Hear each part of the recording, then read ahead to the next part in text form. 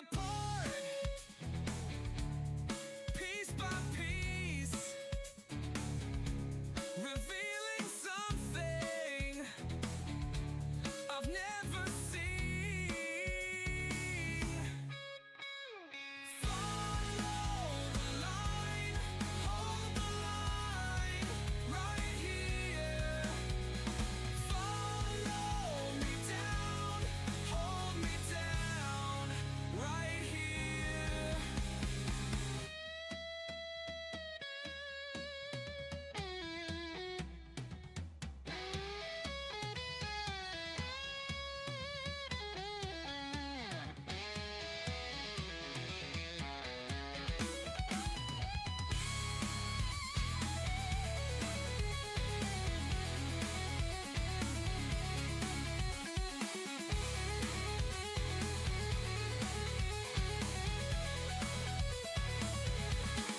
Break me down, pull me in. Break me down, break in. Follow the line, hold the line, right here. Follow me down, hold me down, right here.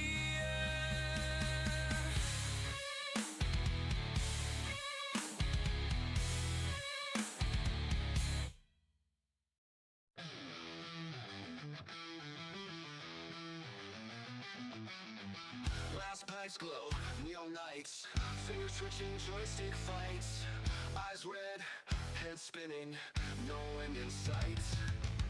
Arcade buzz, we lose the fight. Up, down, left, right, life's a cheat code, high as a kite. Mile high stoner flying through the haze, chasing dragons in these pixel mazes. Mile high stoner lost in the face, game over now, another blaze.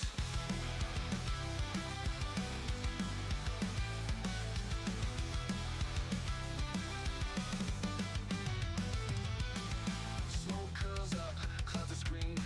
Every move feels like a dream. Level up, but it's all pretend. This game loops, it'll never end. Quarter in, light it up. Out of lives, but we don't give up.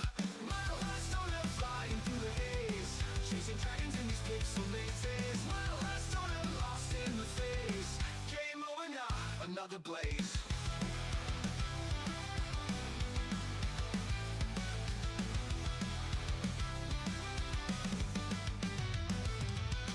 Up, down, left, right, life's a cheat code, high as a kite.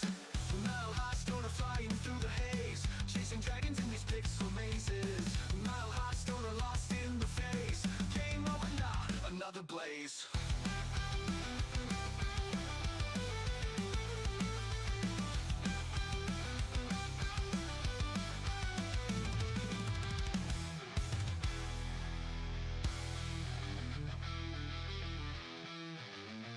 Komodo Hype. Smoke curls up, clouds of screen. Every move feels like a dream. Level up, but it's all pretend. This game loops, it'll never end. Quarter in, light it up. Out of lives, but we don't give up. Mile high stoner flying through the haze, chasing dragons in these pixel mazes. Mile high stoner lost in the face. Game over now, another blaze. Lost in the face. Game over now, another blaze.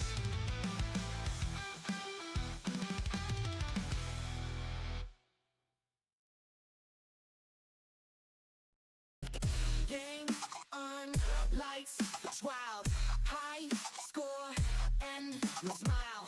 Focus, sharp in the zone, controllers speak in the code. Eyes wide, tips say high. World spins, colors fly. Pulse beats, double time. Victory tastes so fine. We rise, no stopping. Game on feet, stopping. High score, keep topping. Sky's the limit, no dropping. Lights, flash, beats, drop. Level up, never stop.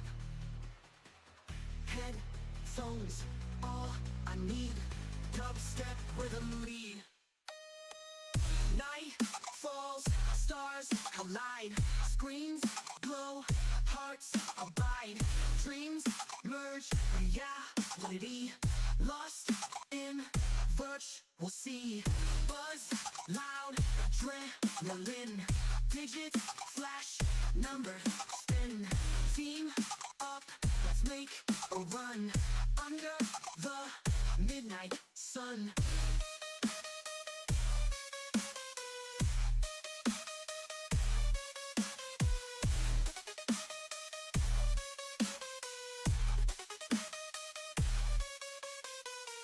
We rise, no stopping.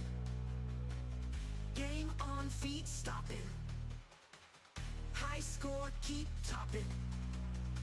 Sky's the limit, no dropping.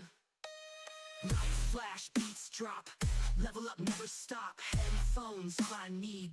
Step, rhythm lead. Nightfall, stars collide. Screens glow, hearts abide. Dreams merge reality. Lost in virtual sea. Loud adrenaline. Flash, never spin. Team up, let's make a run. Under the midnight sun.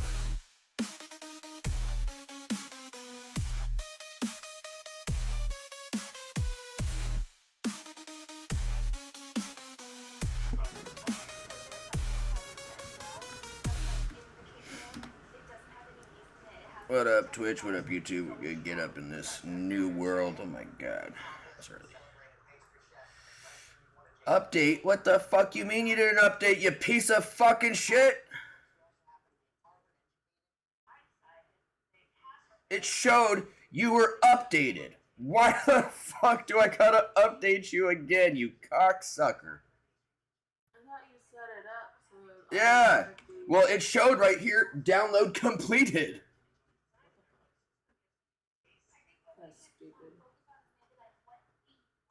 Oh, that's so fucking stupid.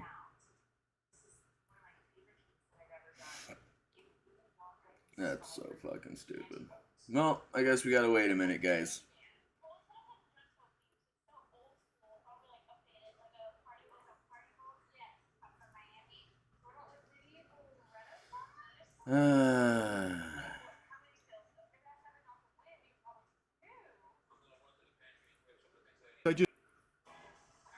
So I gotta like kill like.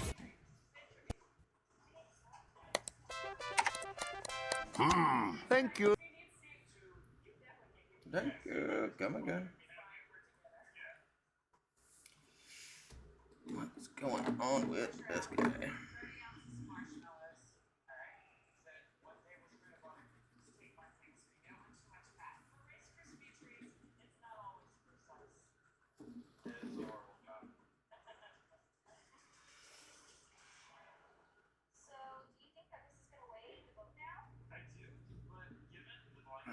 Come on now.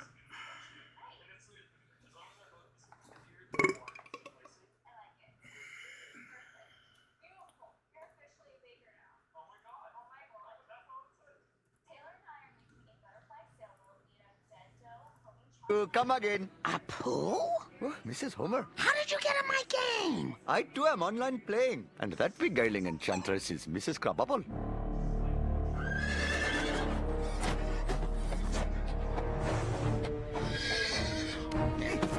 Who are we hiding from? The Shadow Knight, where he rides, death is sure to follow. Who dares battle with the Shadow Knight? Another senseless by the Shadow Knight. My son is an evil knight. Ay caramba, what a day! Brave Sir Knight. Someone's here to see you. Hi, Bart. It's your mom. I'm in your video game with you. What?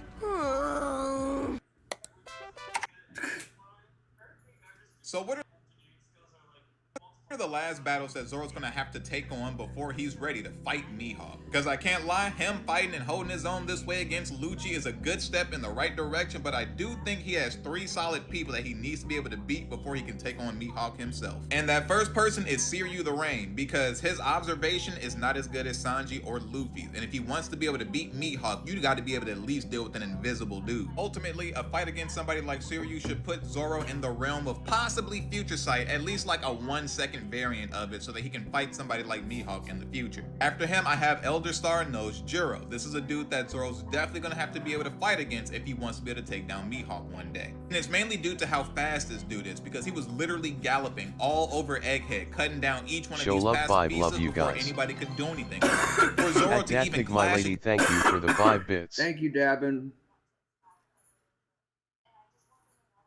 Dabin's up there. Are you gonna say hi? Hey, Davin. His surgery went good. His surgery went good. But he's a grumpy butt. Who's a grumpy guy? Liam had to get his They decided tonsils that he and needs tubes mid-surgery. Oh, shit. They decided he needs tubes mid-surgery. Needed asterisk. Why? For what? Oh.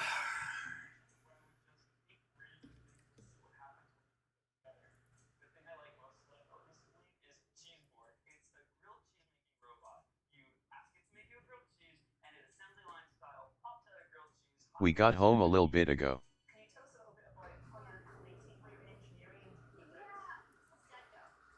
They didn't say why. They should be telling you why if it's being done. What, is your child now magically adult where they don't gotta tell you what the fuck's going on? I don't understand. They told his father, who lacks communication.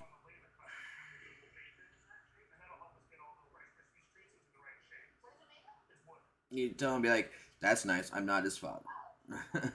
I'm his mother.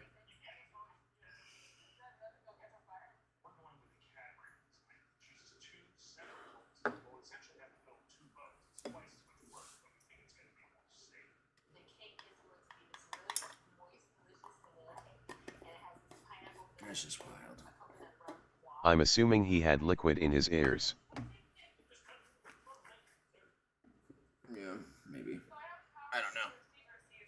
In had tubes multiple times as a little. I never did. I had double ruptured eardrums at one point. Lucky my mom even took I me to the can't word doctor. today. Oh, it is what it is. against this man. He needed Jinbei to pick him up and throw him at Nojiro because he would not be able to keep up on his own. In a fight like this, Zoro will have to get his speed and mobility on point, because if that's not on point, you're never taking down Mihawk. Not to mention, outside of the immortality, I think that Nojiro might be like the strongest of the Gorosei outside of Garland. What he was able to do right here to Punk records. This dumbass streamer decided to shock his dog. Reason as to why America, Kaya, please just go, just stop. And then deny doing so multiple times. This is the one that they saw. It has the capacity to vibrate, and that's it. From all the information we have, it sure looks like it was a shock collar. I still don't know why he would ever do this, but also if it wasn't a shock collar, why would he not just immediately show the collar right after he got accusations? Because he did it in a stream chat, started calling him out. My guess is it's because it actually is a shock collar and he just wanted the dog to be a prop on his stream. So honestly, that's just disgusting and depressing, and I hope he stops that immediately.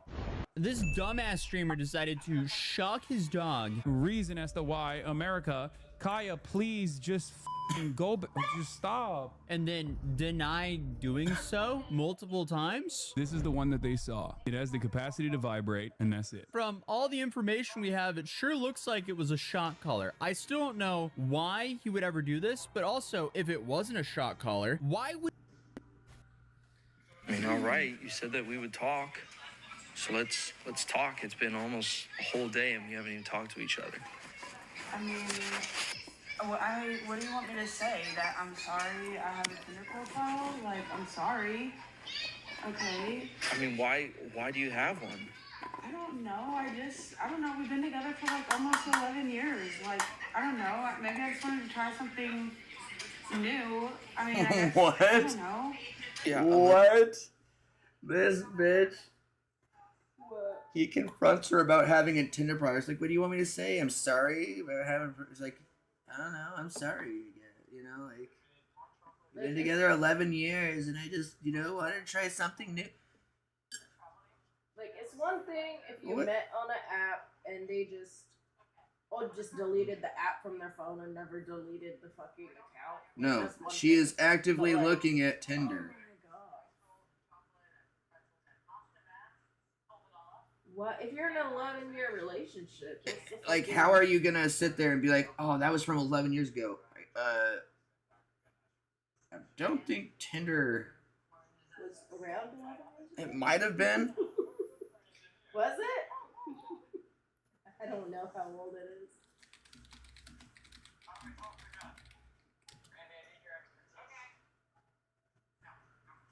$2012. 2012. Okay. So almost at the beginning of Tinder. That's wild. I didn't even really hear people using Tinder till I was a few years old. So So like 2014, 2015, maybe even 2016. Yeah. But 11 years, and then you're saying, oh, I left something on there? No, bullshit. Especially, I guarantee you she probably put pictures that showed them recently. Right. 11 years. Why wouldn't you just say something? Make a Tinder instead of my talking to shit's your husband old of and 11 years. everyone's deleted the Because, account. like, what if I made a Tinder and then I came to you and I was like, hey, I don't want to be together anymore, and then, we split and we've got the kids, and then I didn't like anything that I found on Tinder, like, at least if I didn't say anything and you didn't find me. So, I want someone else unless nobody else wants me, then I'll have you. What? That's essentially what she's saying. What? She's like, well, I just, something about, oh, I didn't want to make one and then tell you that I didn't want to be together, and then, with the kids, and then not having what I'm looking for. Just pretty much keep talking about him being the backup plan if she can't find some other dick to fuck. My god. Or if the dick ain't good enough. That's wild. 11 years and you'd rather cheat than go to therapy. My god. If that's how you feel, then why fuck it? Like, They've been together, or were they married 11 years or together 11 years? That's the other question. probably just together. Married. Well, they're married, so that's why I said married 11 years. Maybe they've been married 11 years. Anyways. Then at least I still had this to come back to. To come back to? Yeah. That's it. We're done.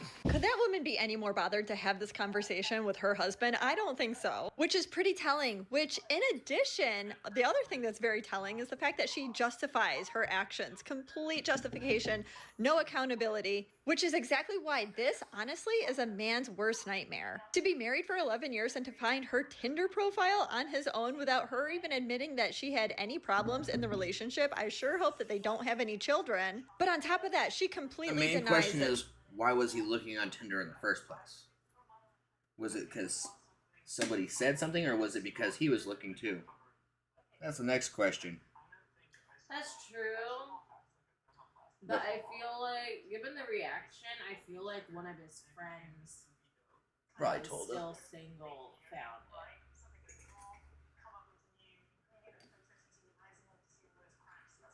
Because if you've been together with somebody that long, if you react that way to finding out that they're cheating on you or trying to cheat on you,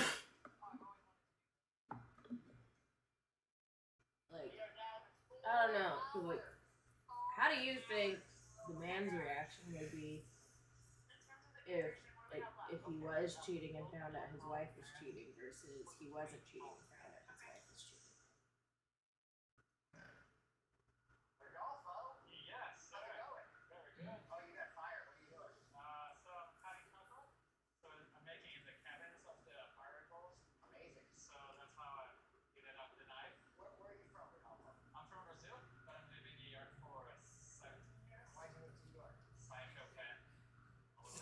Seinfeld? Because that's a sanctuary. Oh my god, my glasses.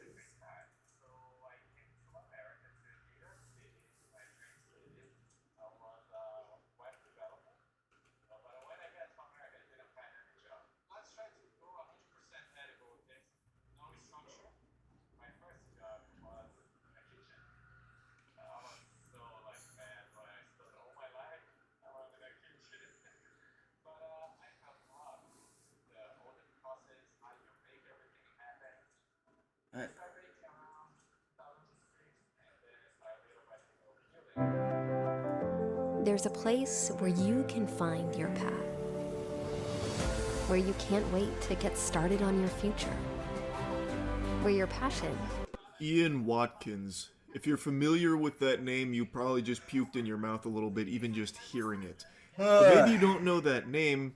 Maybe you're familiar with the band that he was the lead singer of, Lost Prophets. They were a huge band back in the early 2000s. In fact, when I was a kid, they were one of my favorite bands. I even had a website I made in 4th grade called coldflames.pixo. I tell you, it could have been the next Facebook. I was ahead of my time. And all over that website, I had Lost Prophets music blasting because I really loved their work. And then in 2012, it was revealed to the world that Ian Watkins, for years, had gotten away with unimaginable evil and is one of the most infamous pedophiles in music industry history. He's like the Diddy of rock music, I suppose. It is unfathomable, the shit that he did. And I'm I just made a having a whole bad video fucking day on right now. his history Just getting 3 years fucking ago. upset. It is a lengthy and disgusting Like, it's not one history thing, it's here. another. Unfathomable evil with Ian Watkins. He attempted to rape babies. Like, actual babies. It is beyond anything you're probably imagining. Like, the worst things you can think of, he did. And he wasn't exactly, like, quiet about it either. He was very proud of all of it. The password to his laptop was even a reference to how he fucks kids. And then in a recorded phone call to a fan while he was in prison, he said that this whole thing was megalols. His sick, deranged fans would actually present their children for him. And he would talk to them in prison as well. Like, it's actually unhinged. The depths of depravity with Ian Watkins are something that you can't even picture as a sane person. And he got away with this for years.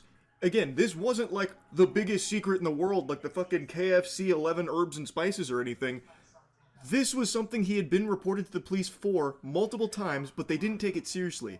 And in fact, the only reason he ever even got apprehended in the first place was on unrelated drug charges. Like, it's actually fucking infuriating, really. But he did finally get arrested. All of this information came to light, and he was serving a 29-year sentence, which, by the way, is crazy that it wasn't, like, multiple life sentences for all of this shit. I cannot believe it was only 29 years. I understand the laws are a little different over there when it comes to maximum sentences, but even still, the fact that he was going to be released in the next 16, 17 years means he would have been a free man again in his 60s. And for a fucking monster like this, I have no doubt he would have gone right back to raping children, babies, all of that evil he would have been engaging in immediately upon being released, no doubt. Now I say was, because that's in the past now, he's dead. 2 fellow inmates stabbed Ian to death yesterday with a knife.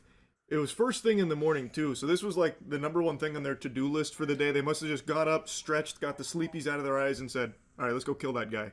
So they did. Now, of course, I have no idea who these 2 guys are or what they're in for, but I do believe that the death of Ian Watkins just saved a bunch of children in the future. Because he was going to be released. He was going to be back out into society breathing the same air the rest of us do. And he point blank says that he found it to be megalols and showed no remorse or any kind of like change or anything. So there's no doubt in my mind that when he would have been released, he would have went right back to doing this same shit, preying on children. So I do think now that he's dead in the dirt, going straight to hell, that children are safer for it. Because he will not be released now out into the population to once again start preying on kids. Also, this isn't the first time he was stabbed in prison, by the way. In 2023, he was involved in a hostage situation where he ended up getting stabbed but he survived that one, and then they came back around and got his ass this time. I remember talking about this in 2023 when he first got stabbed.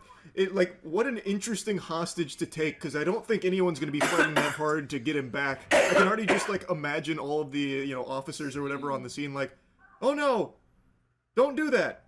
No, please, don't stab him. No, oh no, the madness. No, stop it. Let him go. This is crazy. Don't stab him.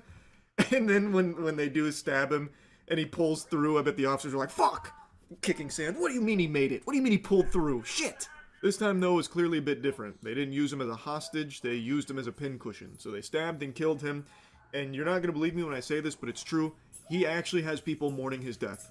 All the way up until his death, he had fans that were supporting him, saying he did nothing wrong, and counting down the days until he was freed. It's as fucked up as it sounds. From the handful of these lunatics I've seen, they're not even trying to proclaim that Ian Watkins is innocent, he's been framed or anything. They are actually just saying out loud that they don't care that he did all of those things.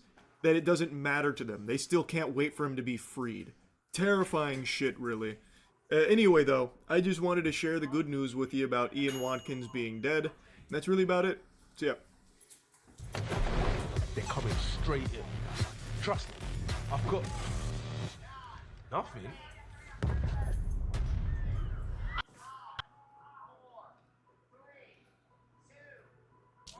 I'm still nothing compared to All Might. Bit by bit, step by step, until I become the greatest hero.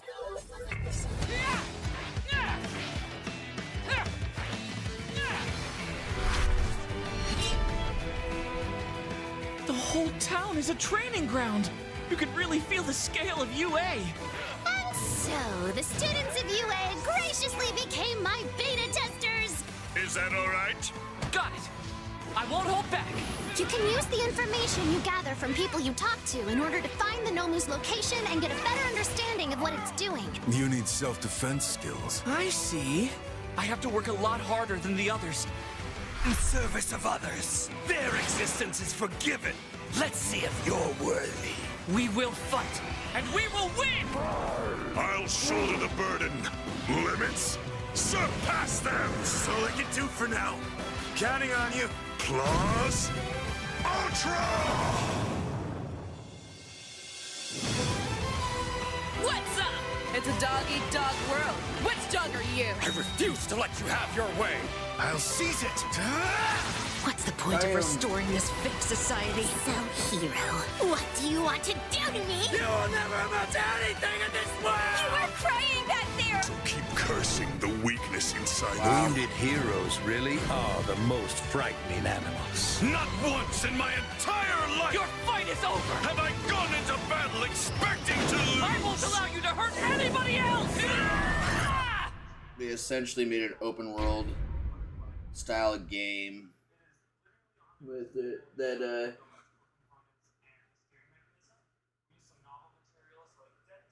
goes along with this, like, that last season. Yeah.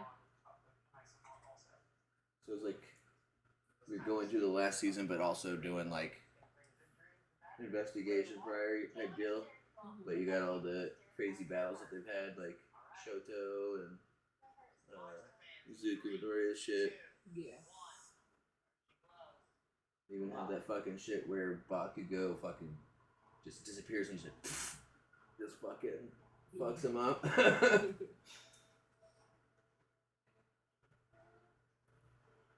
Oh, this part right here. This is the best part. Oh my god, I have full body chills. Cool, but check this out. Okay, cool. This is single-handedly the greatest heavy intro of all time. But I was listening to Mariah Carey. Oh yeah. Oh, here we go. Eyeliner boy. And then the guitar. You can't tell me this isn't the greatest intro you have ever heard in your entire life! Yeah, I mean, it's cool and all, but what the hell?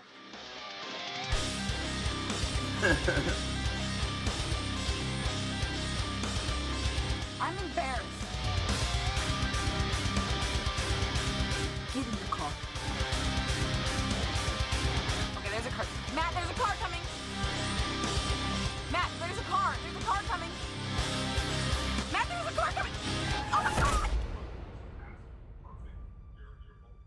Hey, buddy, wake up. What were you doing in the middle of the street? I was showing my girl some August Burns Red. And the next thing you know, I'm just going full crabcore. I understand. I like crabcore too, but you can't be doing that in the street. I couldn't control myself. What can I do to help? See? PR. What? Your mouth to my mouth. He wants to kiss you. I don't think I can do that, man. I'm sorry. Or just one verse from you, Mr. Burns Red, and I might come back to life.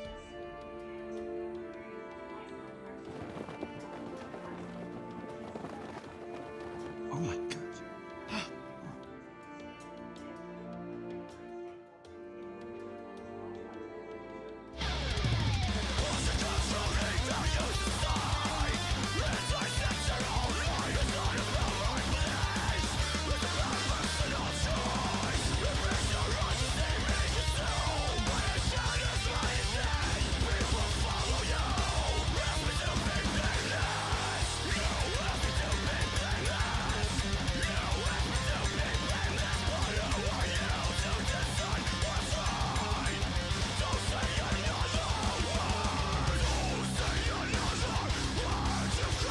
All right, you boys have fun.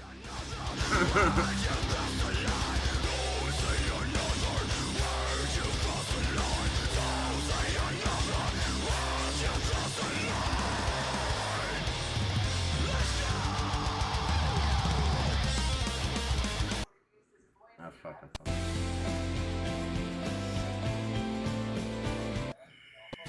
Grip.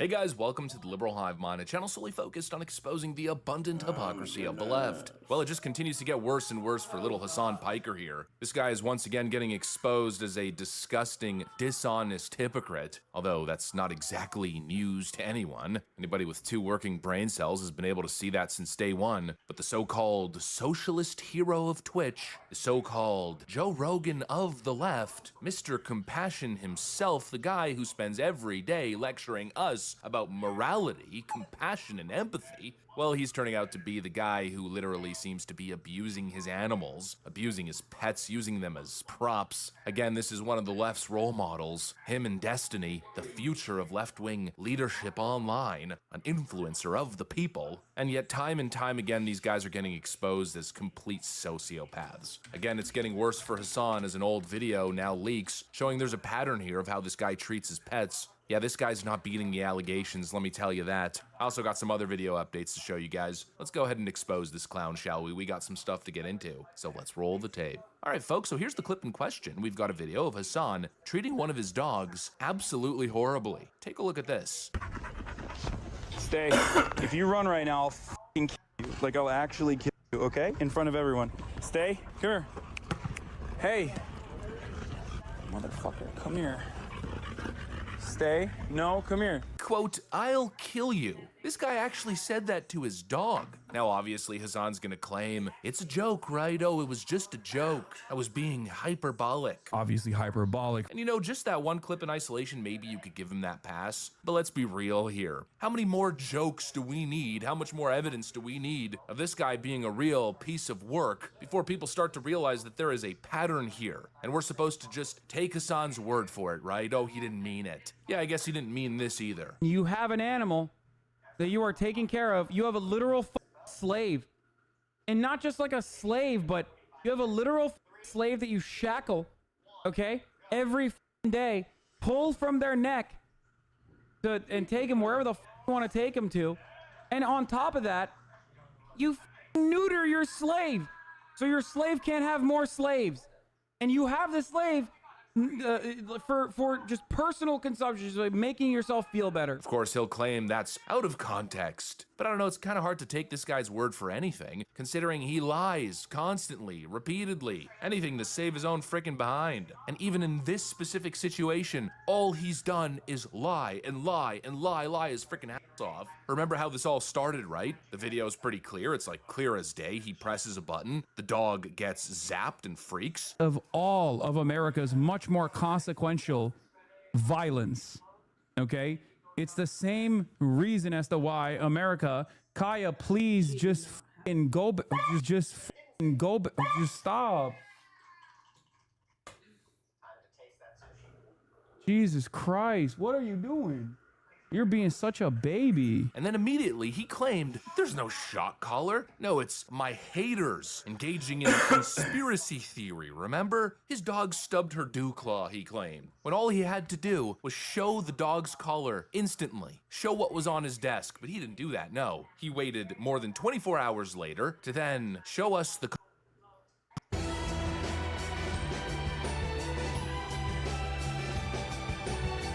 I don't know what the hell is going on. From the night skies over Kabul to the rugged frontier of Khyber Pakhtunkhwa, a new war has erupted across the Afghanistan-Pakistan border this October. The roots trace back to 2021 when the Afghan Taliban seized power in Kabul.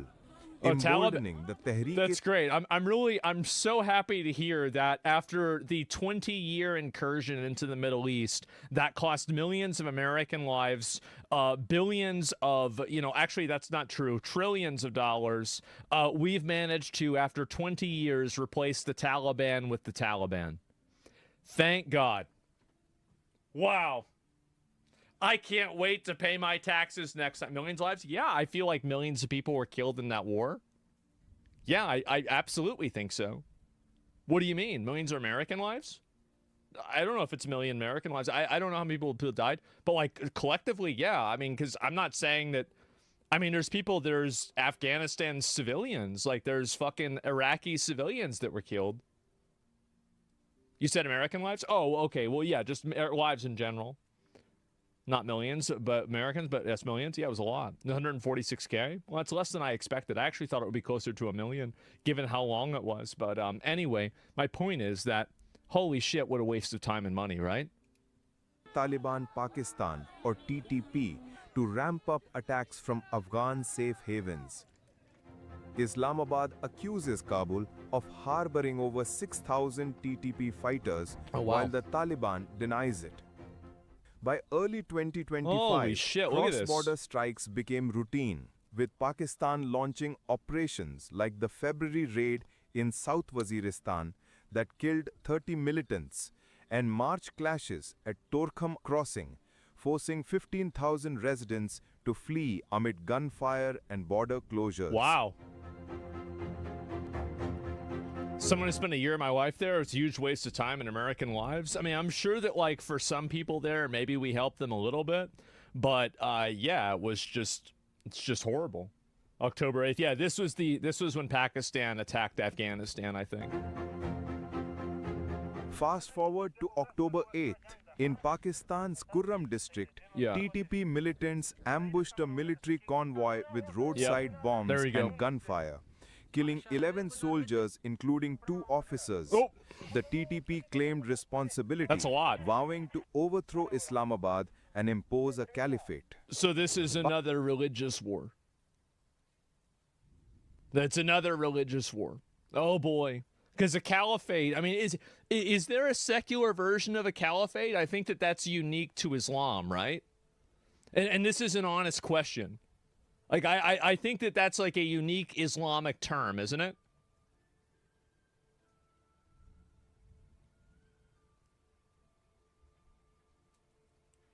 Yes? Okay, all right.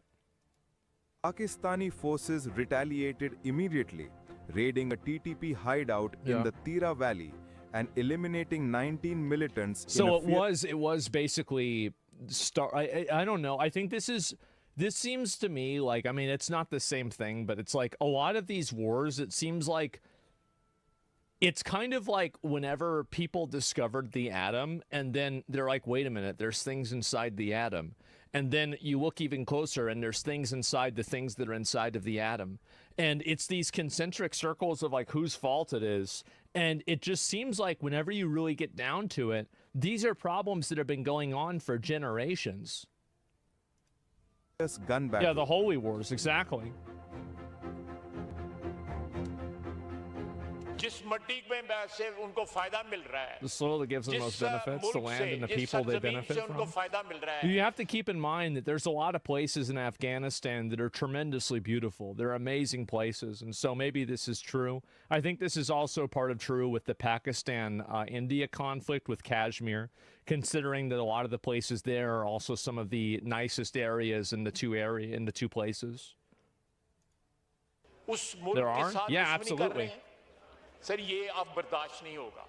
Mhm. हमें यकसू होके मिनहसुल कौम जो है जवाब देना पड़ेगा इन लोगों को जो उनको पनाहगाह Thousands of years, करते yeah. हैं, चाहे वो हमारी It's true anywhere in the सरजमीन पे world. है या वो To an अफगानिस्तान की extent. सरजमीन के ऊपर है। इसमें किसी को कोई शक नहीं होना चाहिए। अगर किसी गांव से या किसी पनाहगाह 10 to से 15 people will 4 gather या and attack 5 या 10 या 15 from our आदमी निकल villages के and attacks हमारे किसी one of our फौजी army काफिले के bases. ऊपर जो है हमला करते हैं, उसका जवाब जो है हो सकता है सबको सब साथ कोलैटरल डैमेज Leads to भी हो। collateral damage. Yeah, I उसको think so. सबको सब भुगतना Everybody पड़ेगा। suffers. जहाँ Yeah, पे of उनकी course. पनाहगाहें होंगी उनको भी भुगतना पड़ेगा और जो लोग उनको पनाहगाह देते हैं उनको भी भुगतना पड़ेगा। One thing that I find to be like very dishonest about this, and this is just something that I've noticed a lot with a lot of these conflicts, is that a lot of the times it seems like these terrorist groups, in like an abstract way, they're kind of functioning the way that Antifa functions here in the United States, where these terrorist groups are obviously problematic, but at the same time, the people in charge in some cases view these terrorist groups as a necessary evil in order to push some sort of worldview or ideology or something. And so they effectively allow it to happen. So like a good example of this is like in the Pakistan-India war that was like, very, very short a conflict. There were terrorists that were in Pakistan, and there was also the military. But the problem is that whenever the terrorists got killed, the military went to the terrorist funeral. And so there's this blurring of the lines, and I think it's a dishonest blurring of the lines where they're saying, oh, well, this isn't necessarily us, but then you're, like reinforcing them. You're not, trying to control them and stopping them. And I think that's kind of what's happening. You see what I'm saying? And like, I think that's happening here again with this. And I think also the same, again, to like an infinitely smaller degree is happening with Antifa. You're delusional when it comes to Antifa. They have no connection to any form of government, even local. It's a bunch of mass people with bricks. You're missing the point. So people, you don't need a formal conspiracy when interests converge. What I'm saying is, I'm not saying that the government is telling Antifa what to do. What I'm saying is that Antifa is a willing participant in achieving certain people in the government's goals. And I think that's what's happening with this too, in a lot of cases. Enough is enough. ये अब जो हमारे सब्र का पैमाना जो है पाकिस्तान की हुकूमत का, पाकिस्तान की अफवाज का जो है लबरेज हो चुका है। हम अपनी अफवाज के साथ इस मसले पे खड़े हैं। Here we go. और 100% जो है हम मकरूज हैं उनके। We have people who refuse to stand by किया them. उन्होंने इस मुल्क पे हुए, इस मुल्क की हिफाजत करके, I'm gonna move हमारी forward. इज्जत में इजाफा करके, Actually, it's just a little bit. Taking advantage of respect and standing. Standing है उसमें इजाफा करके। And now the people of our country are scared? Yeah, of course. Absolutely. लोग जो हैं उनको कंडेमनेशन करने के से कतराते हैं। उनकी जो They're scared to go against them? Yeah, who wouldn't be? जो उनकी जो Same in Germany, by the way, with मजम्मत करने से Antifa? कतराते हैं, Yeah, I don't know. खुल के बात नहीं करते। ये चीज जो है Into Afghanistan, targeting TTP camps in Paktika and Khost provinces. Do you think Two India's loud involved? Why would I think explosions that? rocked I have no Kabul, idea. which the Taliban blamed on Pakistani jets Look at this. violating sovereign airspace. Locals reported shops Holy destroyed shit. in a civilian market. Look at this. I No always think about this all the time, and I'm thinking to myself, like, I look at videos of this, and it's like, oh my God, thank God that, I don't live in a country like this. I feel like there's a lot of people that don't realize, like, how lucky you are whenever you live in, like, America, Canada, the United Kingdom or something like this. Like, there's never, like, a threat, an immediate threat of war. Casualties were confirmed from the blasts by Yeah, good Afghanistan. spawn point. Yeah, However, you spawned on a Pakistani PE sources server. claim that the strikes killed top TTP commanders. Yeah. It's ironic because this is the exact same thing that India said about Pakistan. In retaliation, Afghan Taliban forces opened fire on They brought out Pakistani the military Toyotas. posts across 5 provinces: Kunar, Nangarhar, Paktiya, Khost, and Helmand. Clashes raised at over 6 points along the Durand line from Angur Adda to Baramcha. Toyota means war? Does it really? Taliban spokesman Inayat Khurazmi declared the operations successful. Surely. Taliban forces have captured several outposts from the Pakistani army Oh, boy. across the Durand line in Kunar So this is still and going Helmand on. provinces. Pakistani Interior Minister Mohsin Naqvi condemned the attacks as unprovoked, accusing Afghan forces of targeting civilians and vowing a befitting reply. Oh boy. सिर्फ एक इंतहाई fair Well, I asked them the Taliban government इंतहाई very fair जायज well, बात करते हैं I'll skip ahead कि past आपने this.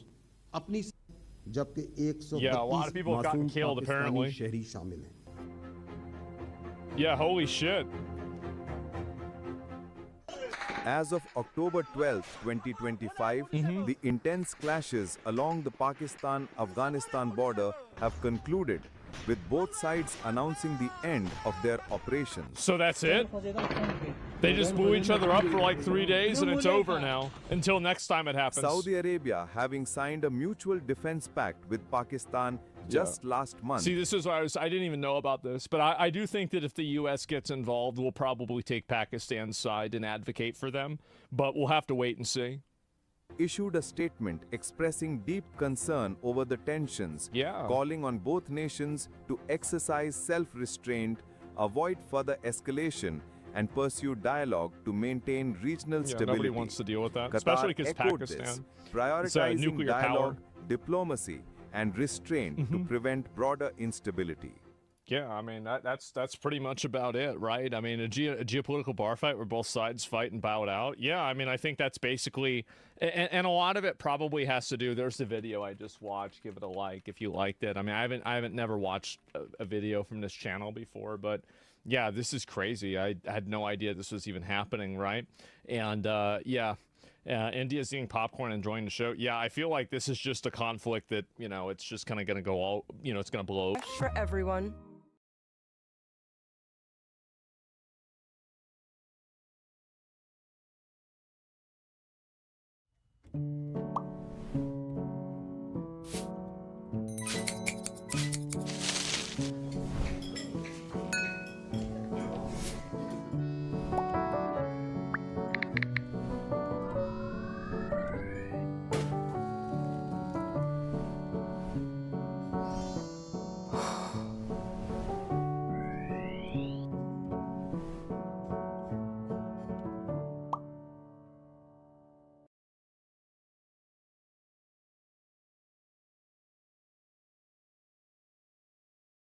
Right now, as you're watching this, a visitor from another star system is sailing past Jupiter and making its way to the inner planets at 137,000 miles an hour.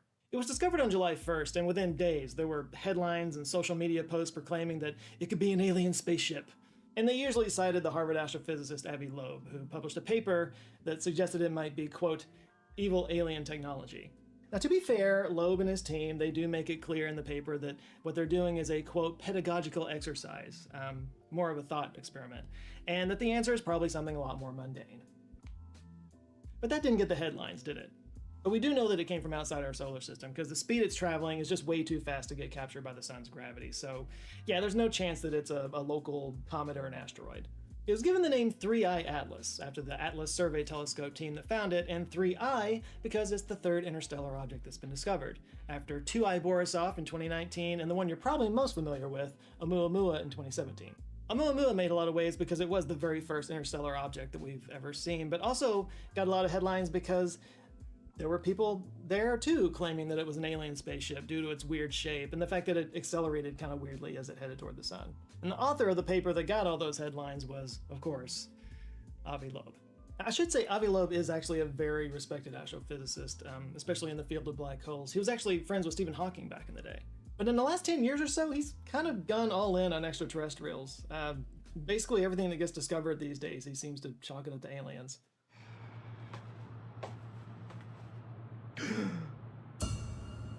Aliens. grill, dude. Well, sure, we know that now. Like in 2023, some metallic spheroids were found off the coast of Papua New Guinea that were suspected of being from a meteor that fell there in 2014 that they know about. And because it had some alloy that wasn't found here on Earth, he wrote a paper suggesting it was aliens. Now, Loeb and his supporters would claim that he's not really saying that all these things are aliens, but he just kind of wants to open people up to the possibility of extraterrestrials and just get people to take the subject more seriously. The fact that he's written 3 books on aliens and has a monetary incentive to hype the subject, I'm sure has nothing to do with it. It's just a coincidence.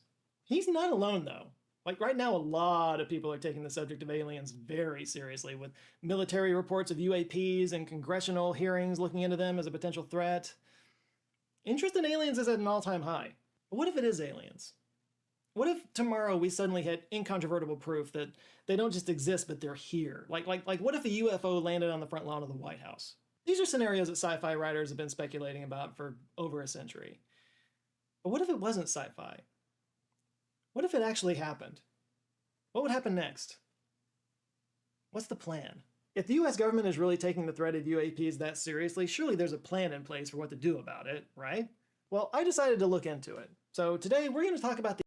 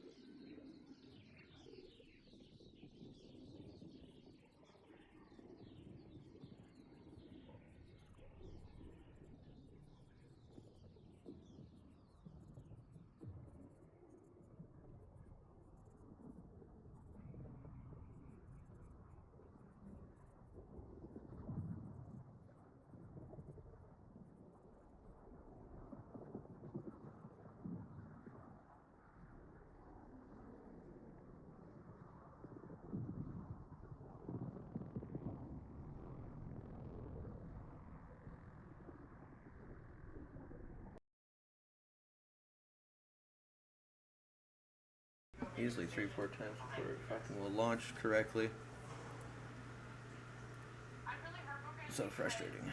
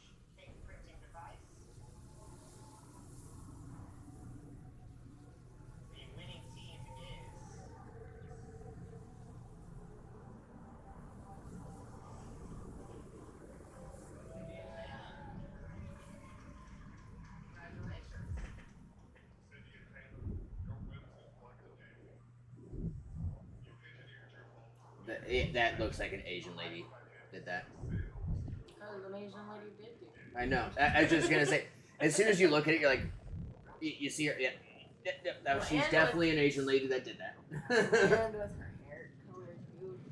Oh my Just gosh. makes sense. No, she's like ultra Asian at this point. There's a name for those chicks that are like that in Japan. Can't remember the name is though.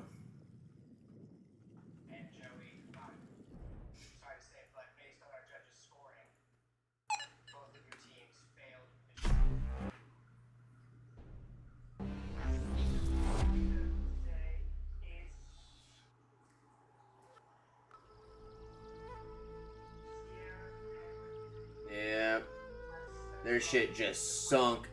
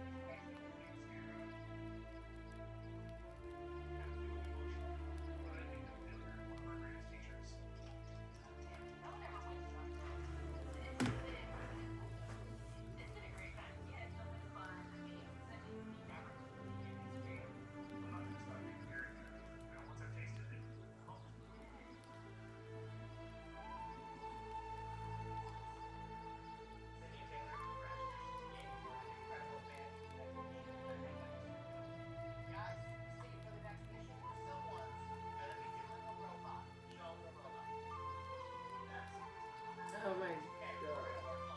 Oh my god. He's doing the mime. There's a difference, sir.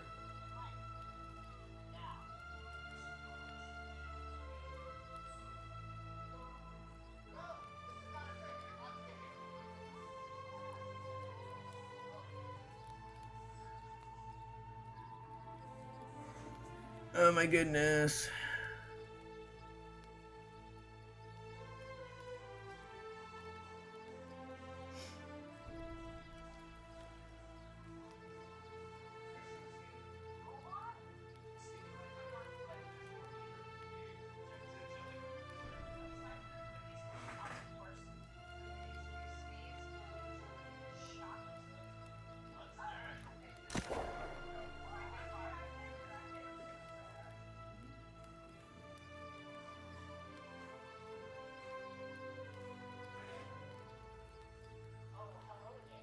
You weren't wanting to smoke, right? No.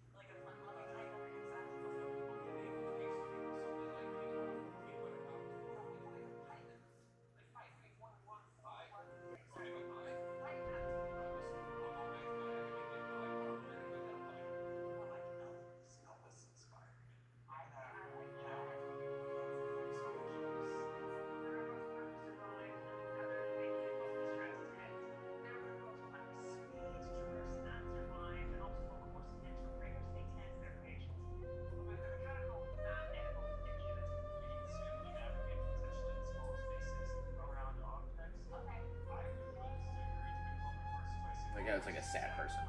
I know.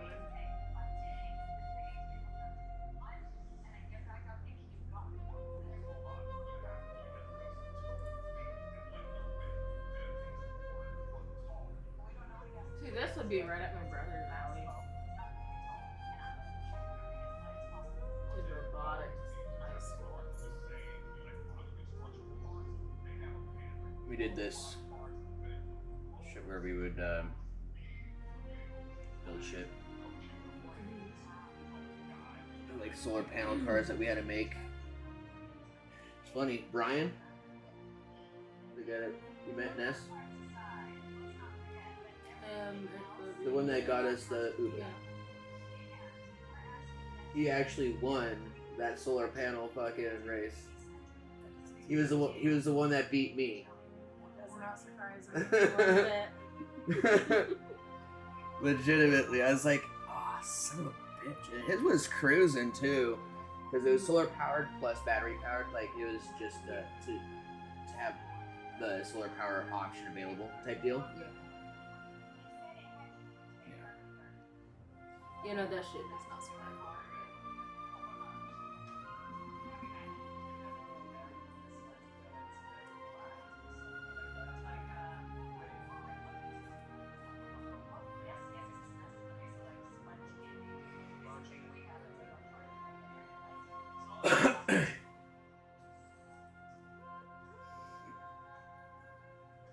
We're gonna load.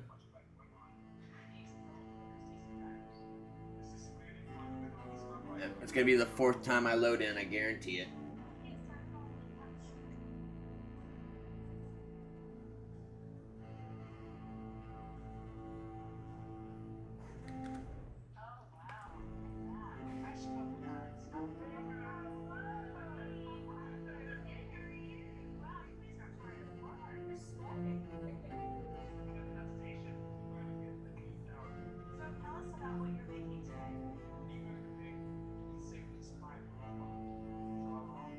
Fresh coconuts.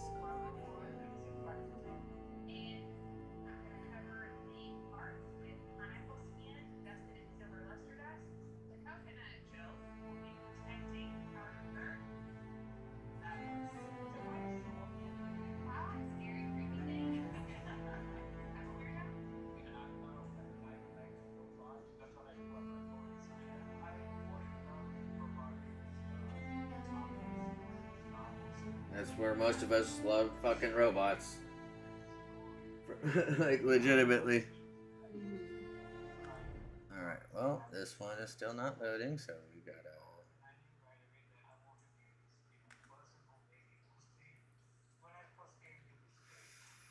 My lord.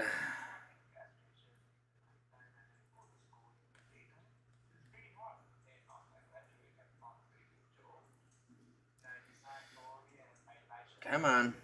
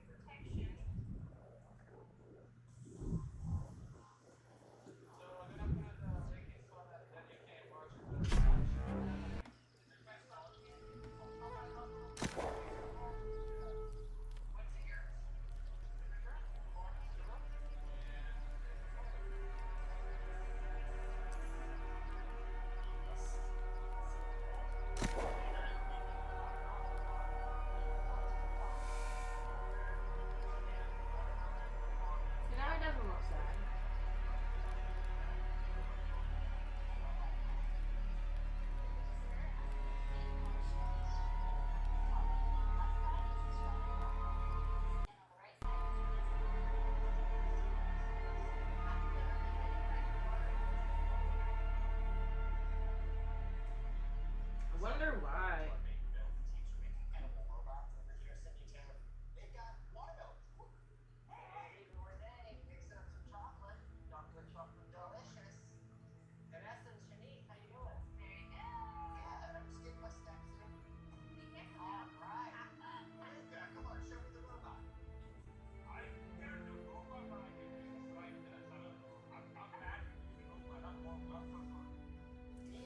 You deal with robots, but you can't deal with a robot. He's an engineer. Don't matter. You know how a robot fucking moves? It's your fucking job.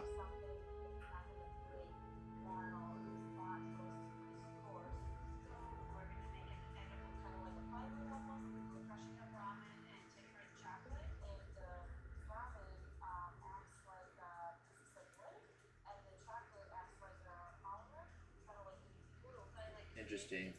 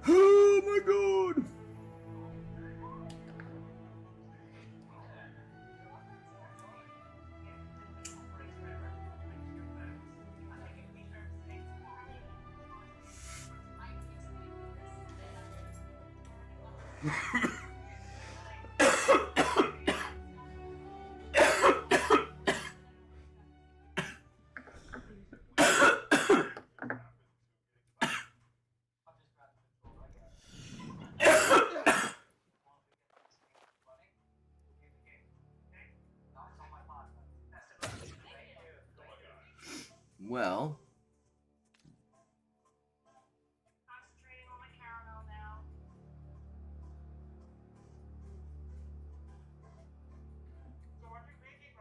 Coconut lime jelly. It says jelly filled. Really scared of that obstacle course. I really hope he's gonna make it. Oh, baby boy. You're gonna drive him, right? Yeah. Junior in college, studying mechanical yep. engineering. How'd that work last time? However, I've been making things with my hands for over half my life. My dad introduced me to engineering around 6th or 7th grade. The project that I am most proud of that I built with my dad is something we call the Techno Desk. The rule of the Techno Desk is everything has to do something. There's an actual antique like gooseneck speaker that is connected to a weather radio that are rewired. That's wild. Together. There's a shredder. There's a place to charge your phone. There's a sensor that lets you know when your mail's arrived at your house. There's a reset button for your Wi-Fi router. Like, and we made this. Oh, it's such a special project to me. That's cute. It's just lovely. I love using it. Nina, what are you working on? Marmalade. I'm gonna make some orange marmalade. That reminds me of my childhood. My grandma always had to have orange marmalade to put on top of her mini bagels. We're so close. It might be one more reset before we get all the way in.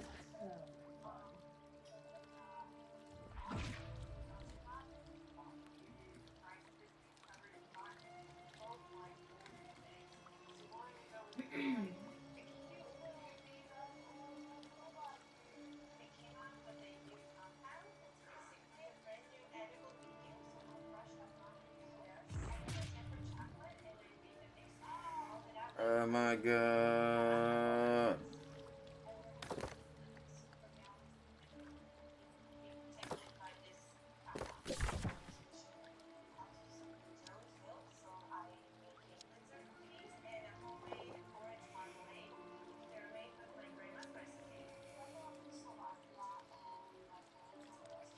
Oh, they put it over there? I love that I can't see this shit.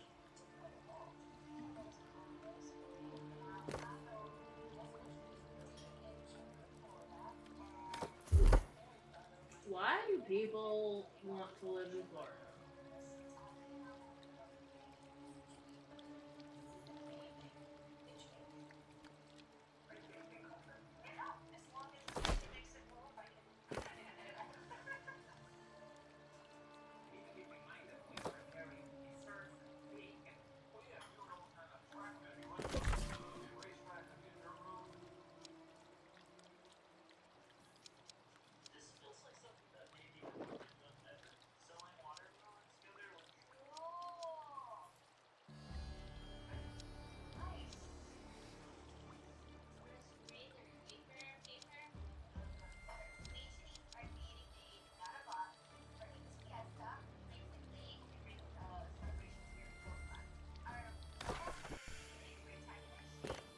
Interesting.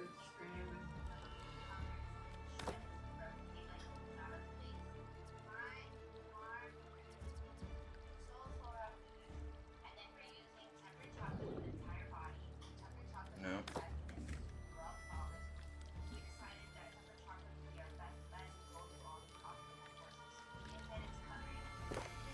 Yeah, we're almost there.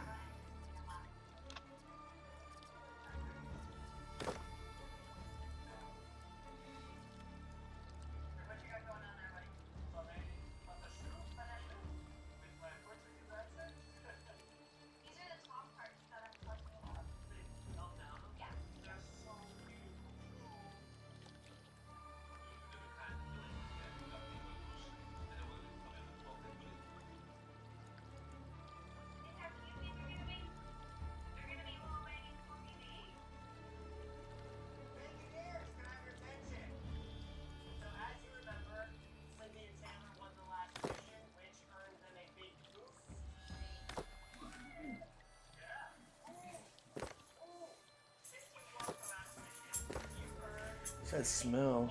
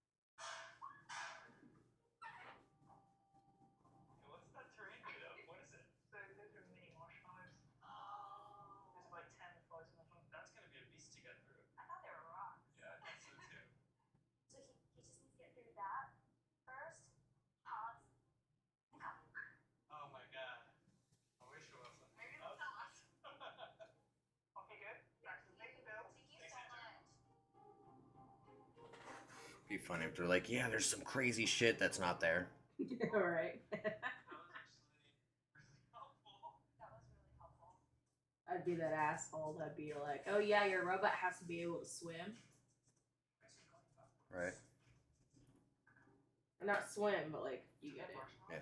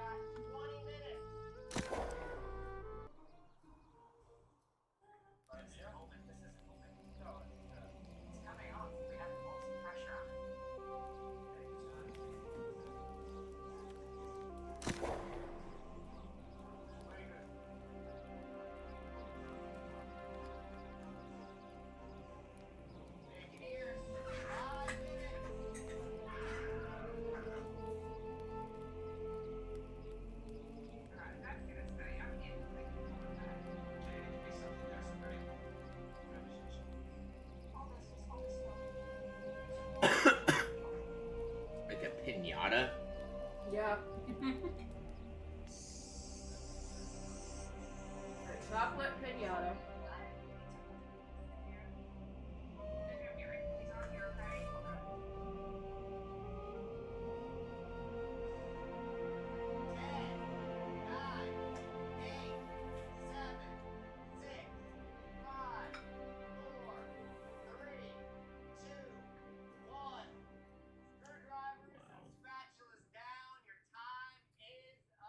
I'm not gonna lie, I think my favorite one looks wise is with the watermelon. This shit's cute.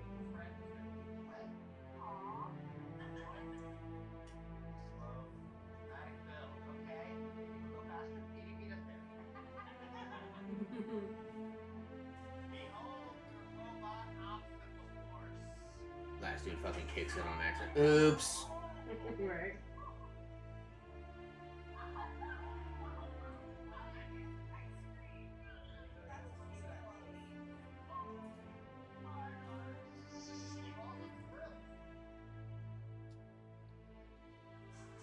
I feel like she's just thinking, what am I gonna do? Yeah.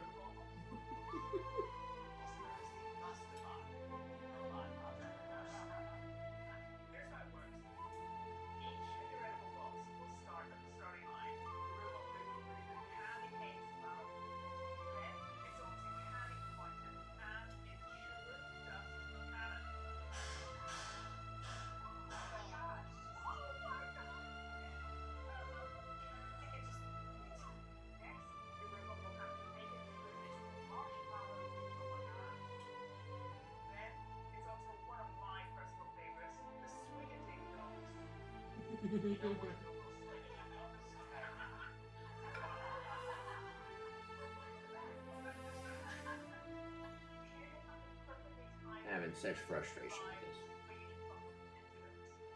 I'm still not letting you.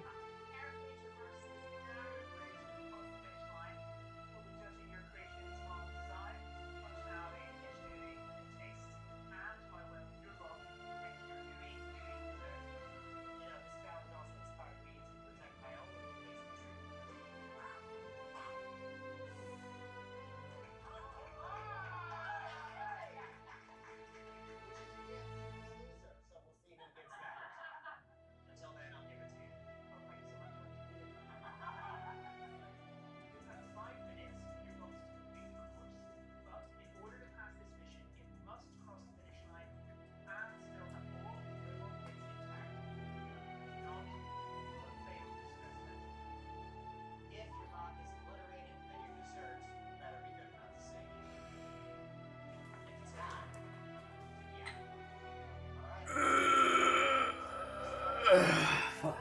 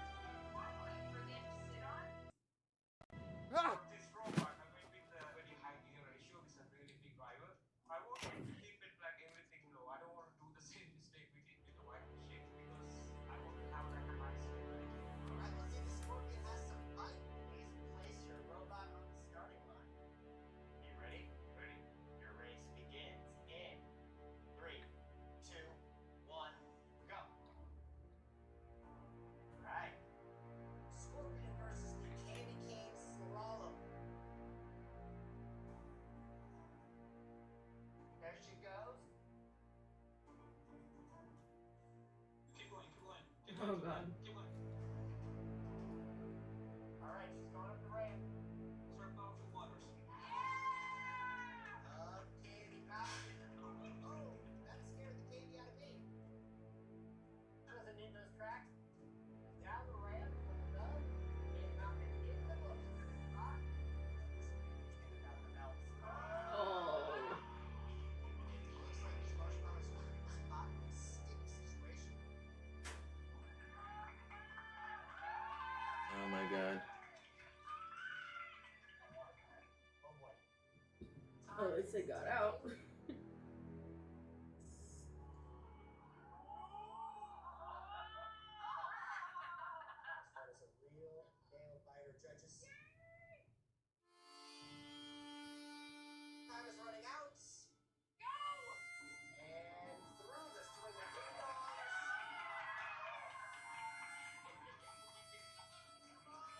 You could see that in the first one they like pulled it back so it wouldn't hit it though, because it was swinging and then it like slowed down. Yeah. Oh shit. It's fucking surprising.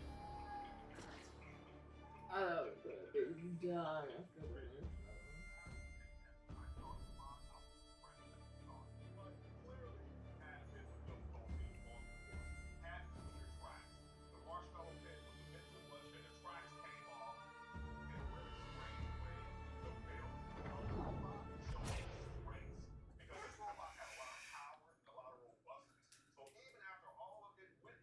Blunderbuss has been temporarily disabled.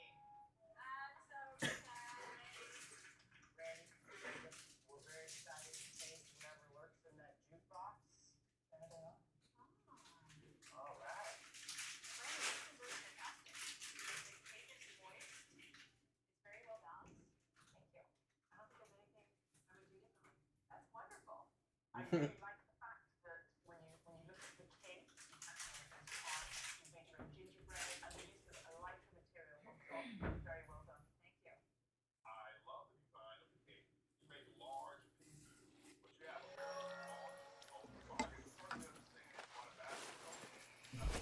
Oh my god, I'm in here.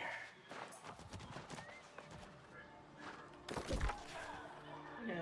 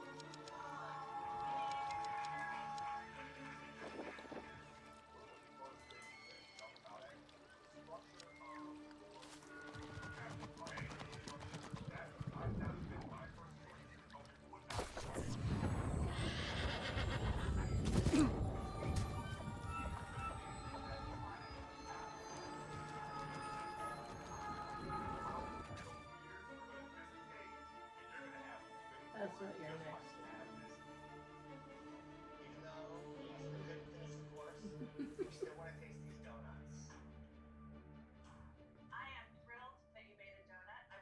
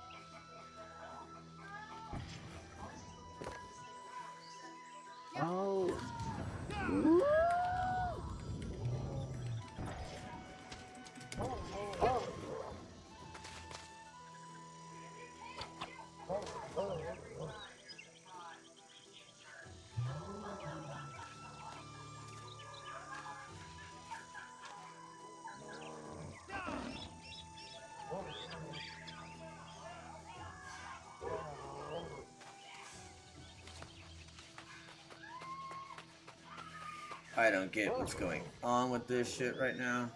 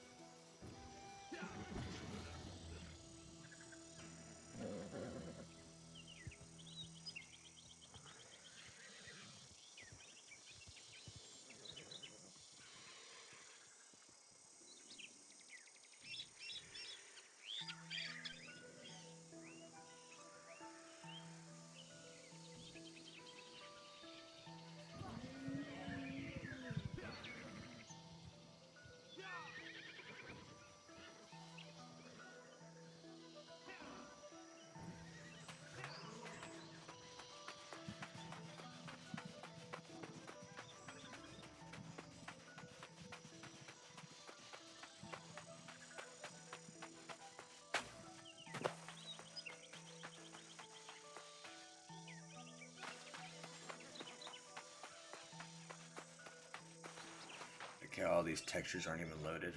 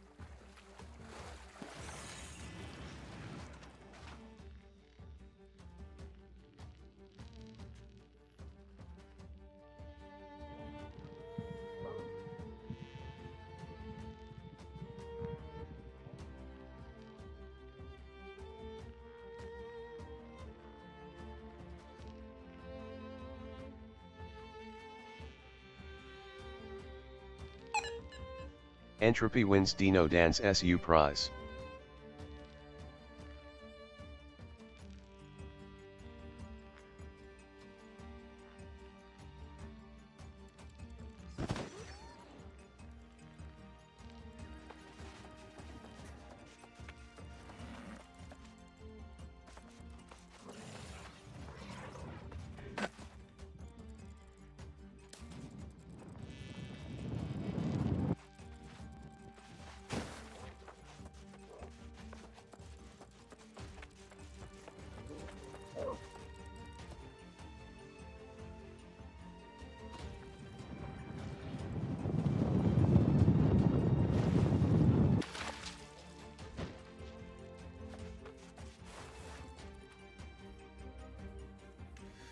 Well, I'm getting frustrated.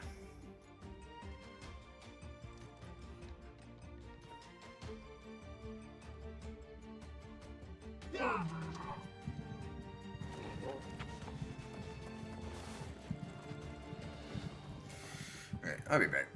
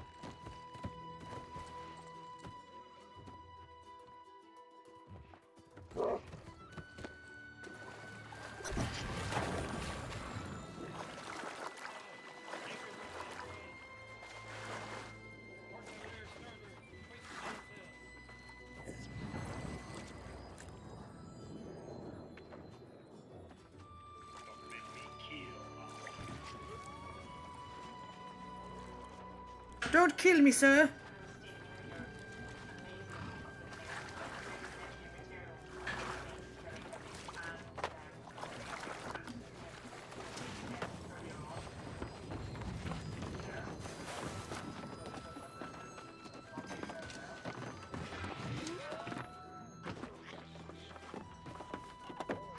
Where the fuck is he?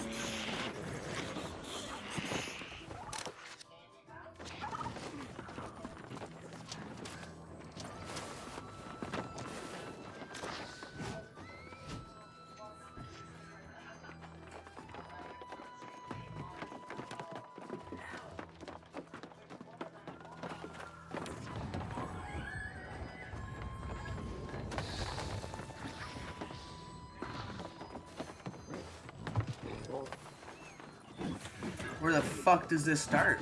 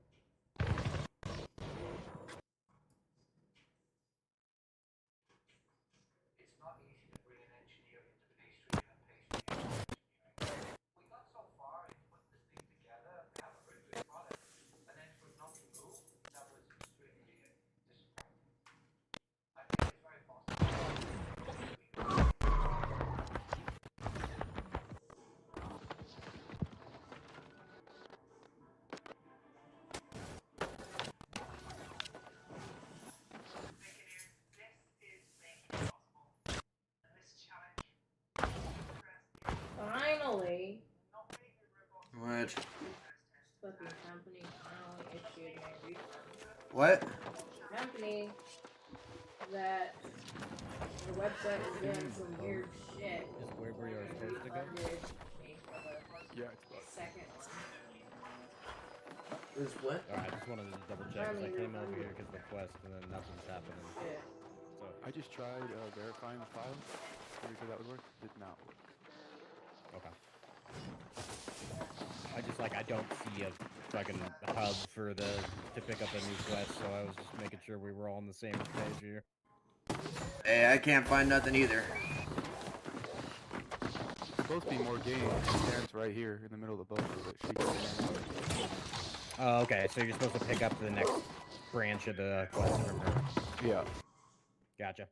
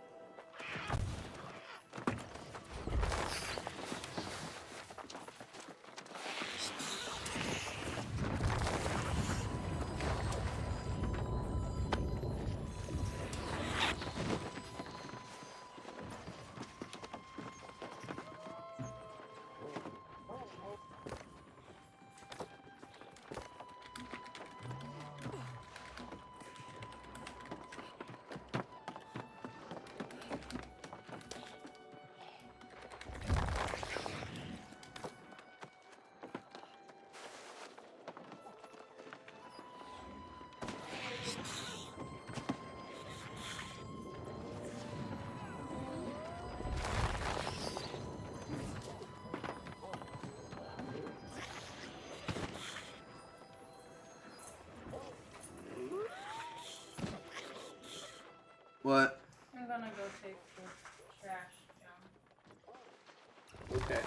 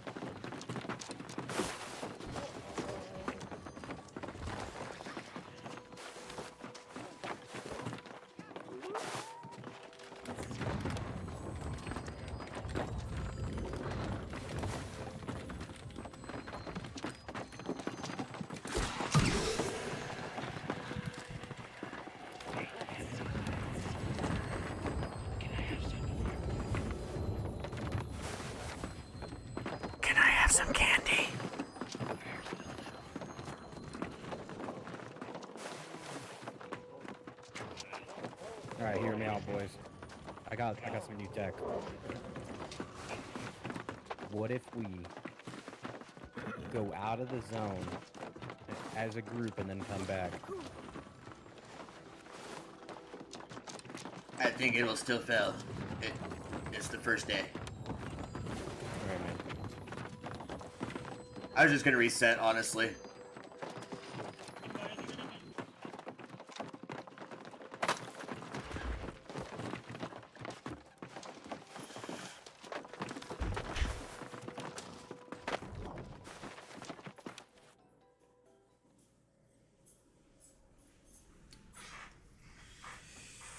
My goodness.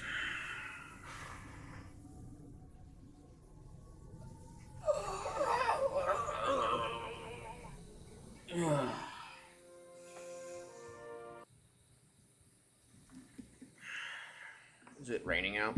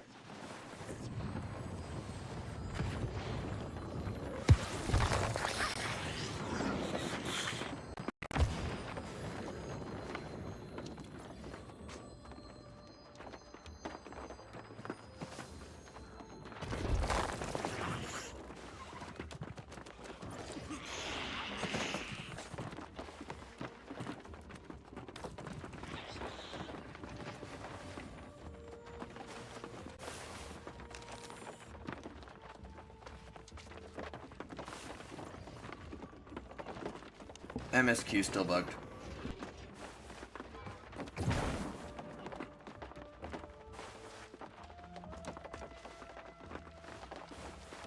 You can't enter night heaven. You gotta sit here and wait with us all at the dock.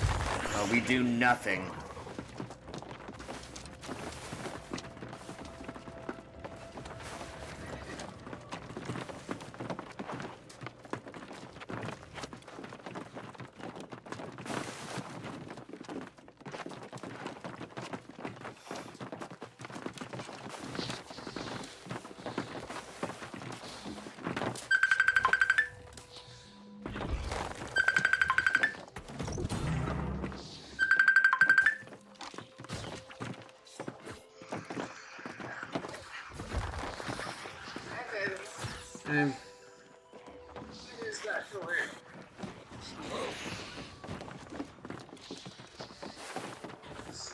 Have you?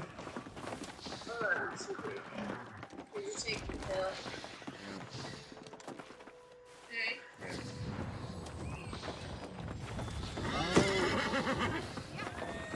I'll call you on my breaks, babe.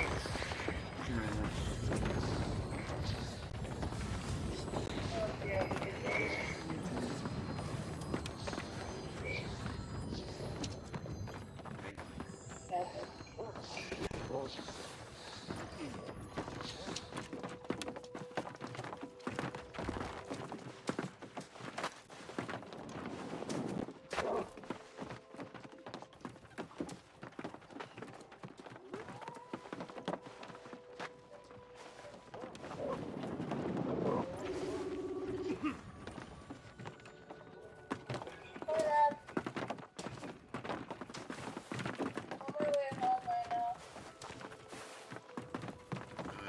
I didn't see any pictures or anything, so it's,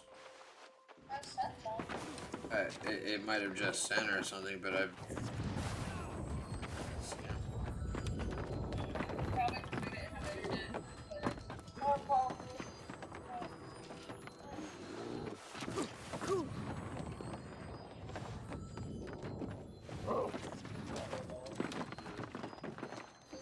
It sounded so weird hearing it go through that, like. Yeah, the crunch. It sounds more like a spice. I don't know how to explain it. A little bit.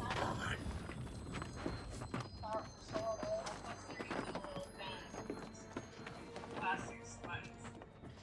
Yeah.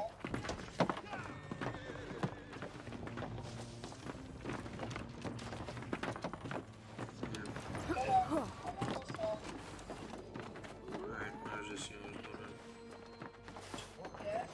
But, we just got some points, so we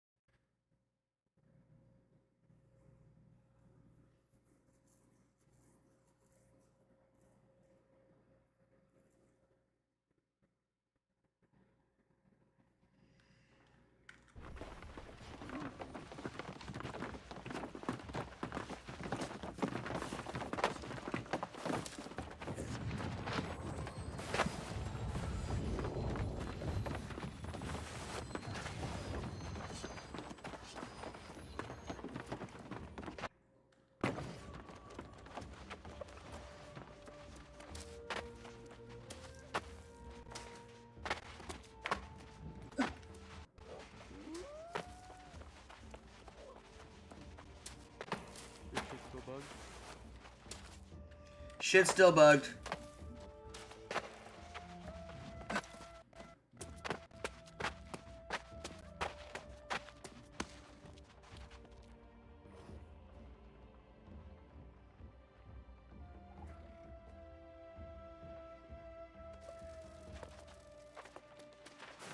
Ah, poop.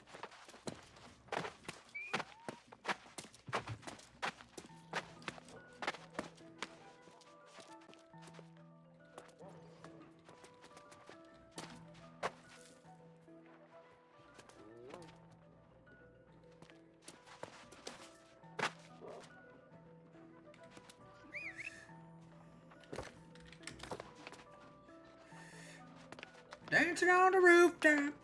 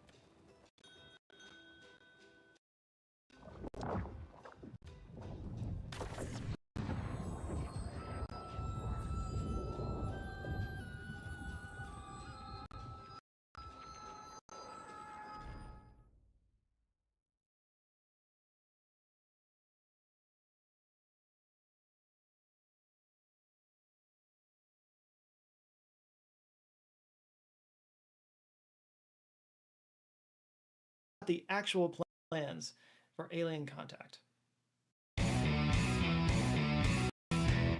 Alright, so we've made contact with aliens. Now what? The answer depends on what kind of contact we're talking about here. Types of alien contact have been categorized in a lot of different ways. The most famous is the Close Encounter Scale created by J. Allen Hynek in 1972. You're probably familiar with the term Close Encounters of the Third Kind, obviously the inspiration for the movie in 1977. Well, J. Allen Hynek coined that term just 5 years earlier. In fact, he makes an appearance at the end of the film. He created this system as an attempt to scientifically categorize UFO reports based off his work with the US Air Force on Project Sign, Project Grudge, and most famously, Project Blue Book.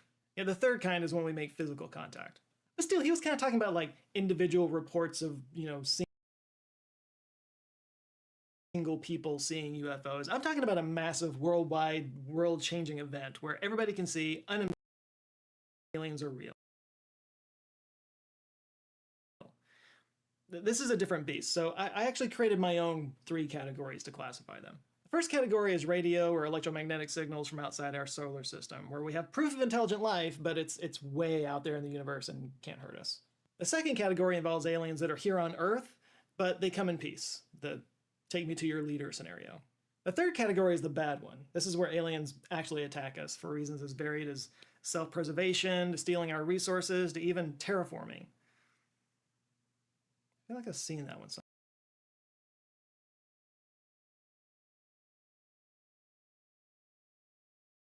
somewhere before. But yeah, that's kind of the fundamental question. Like, why would they come here in the first place? Here on Earth, most wars between countries are fought over resources. They're usually couched in some kind of cultural identity or past grievances between countries, but it usually comes down to resources. Energy resources like oil and gas, food resources like fertile land and access to water, even technological resources like manufacturing and data. One country has it, the other country doesn't, and so they invade their neighbor to get it. So it's safe to assume. What if I told you this dish was actually healthy? Let's be real, Factor's menu is way healthier than the competition. Their chefs actually know what they're doing. Every meal's balanced and built to support my goals. I needed high protein meals that aren't bland or boring. That's exactly what Factor delivers. The veggies? Unreal. Proteins? Top tier. I actually look forward to every meal. Factor helps me hit my goals every day. Right now, you also get free high protein breakfast for a year when you sign up. You're welcome.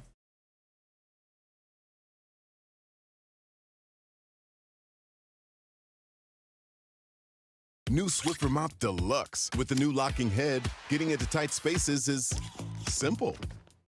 So it's safe to assume that if aliens came down to Earth, they might do so for the same reason, especially when you consider the vast distances between stars and what an effort it would take to even get here. They wouldn't have come all this way unless there was something really valuable to them here, right?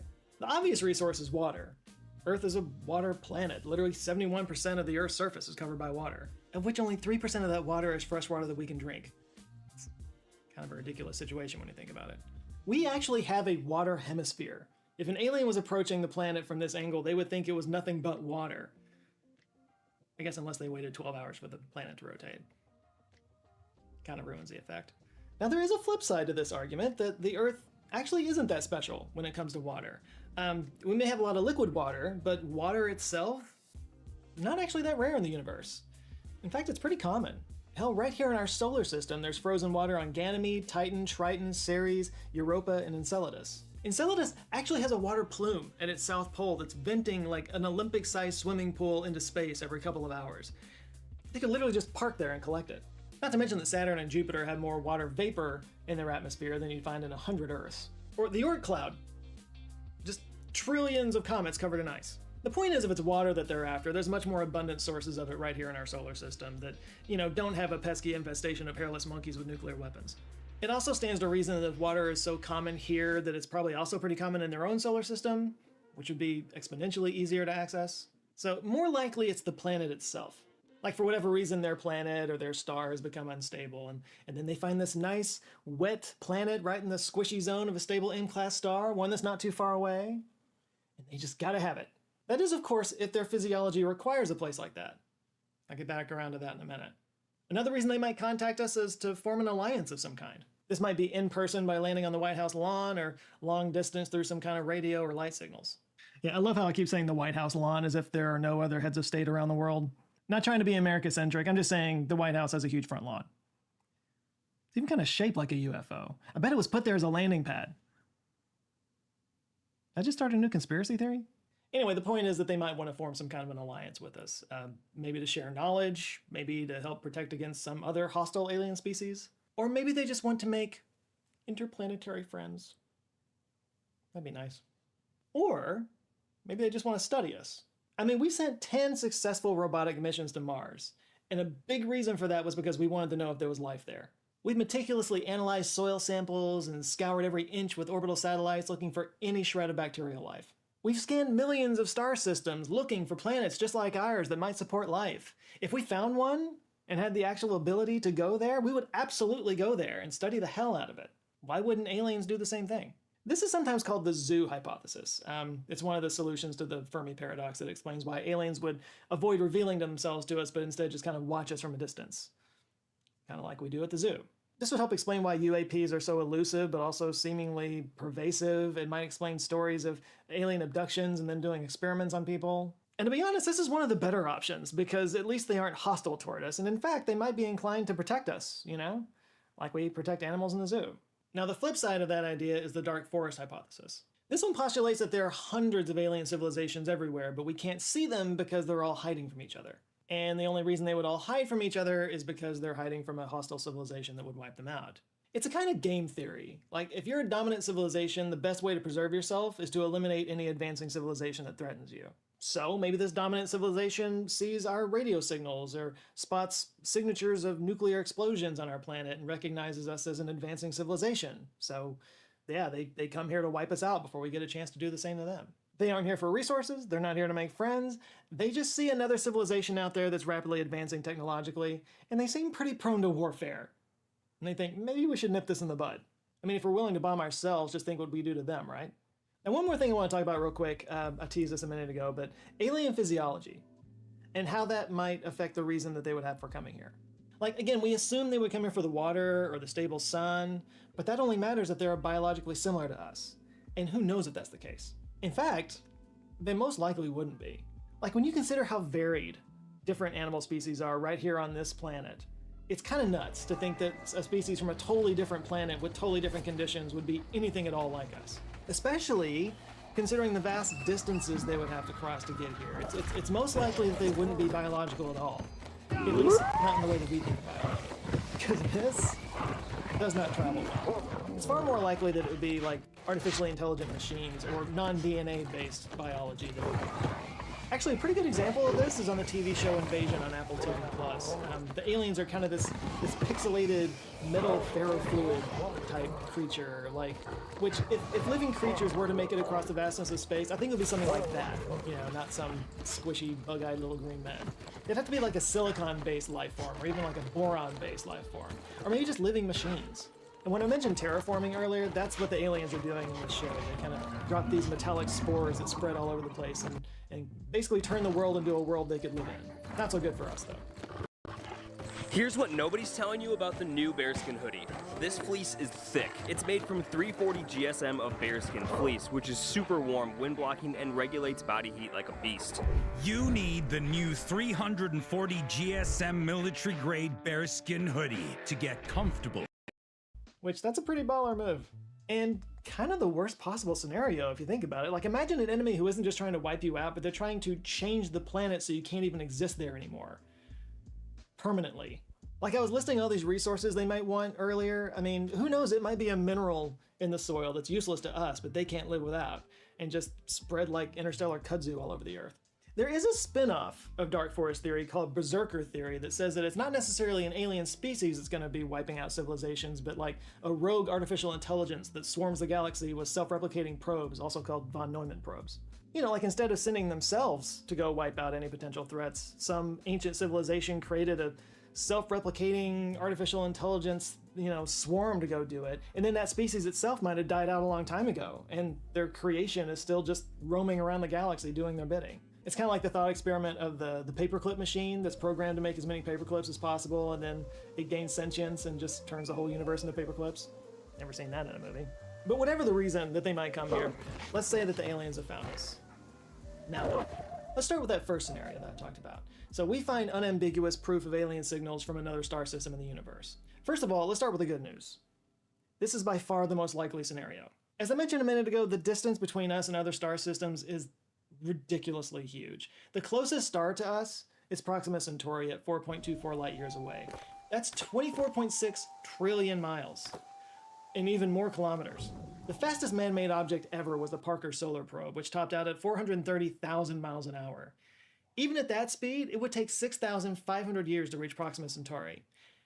And that's the closest star. Whereas light and electromagnetic signals travel at the speed of light, so 4.2 years. So yeah, it's a lot more likely that an alien civilization would send signals our way than spaceships, assuming they're not worried about the Dark Forest hypothesis.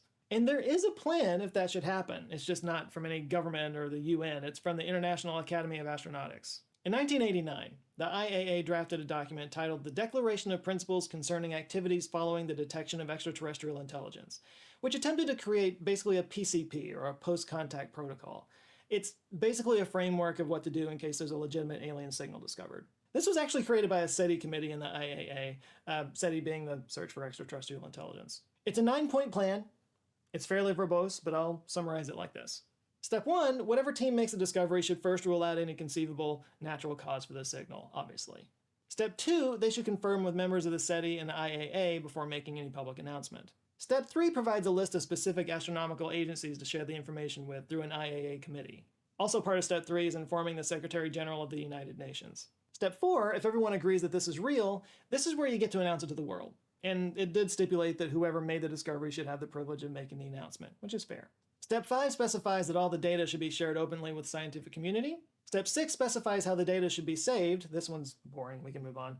Step 7 is kind of interesting. It says that if it's an electromagnetic signal, that the International Telecommunications Union should block that frequency so that broadcasters don't, contaminate the signal. Step 8 deals with any potential response we might send. Basically, appropriate international consultations take place. Finally, Step 9 says that the IAU should then create a committee to continue to monitor the signal and basically serve as a focal point for information.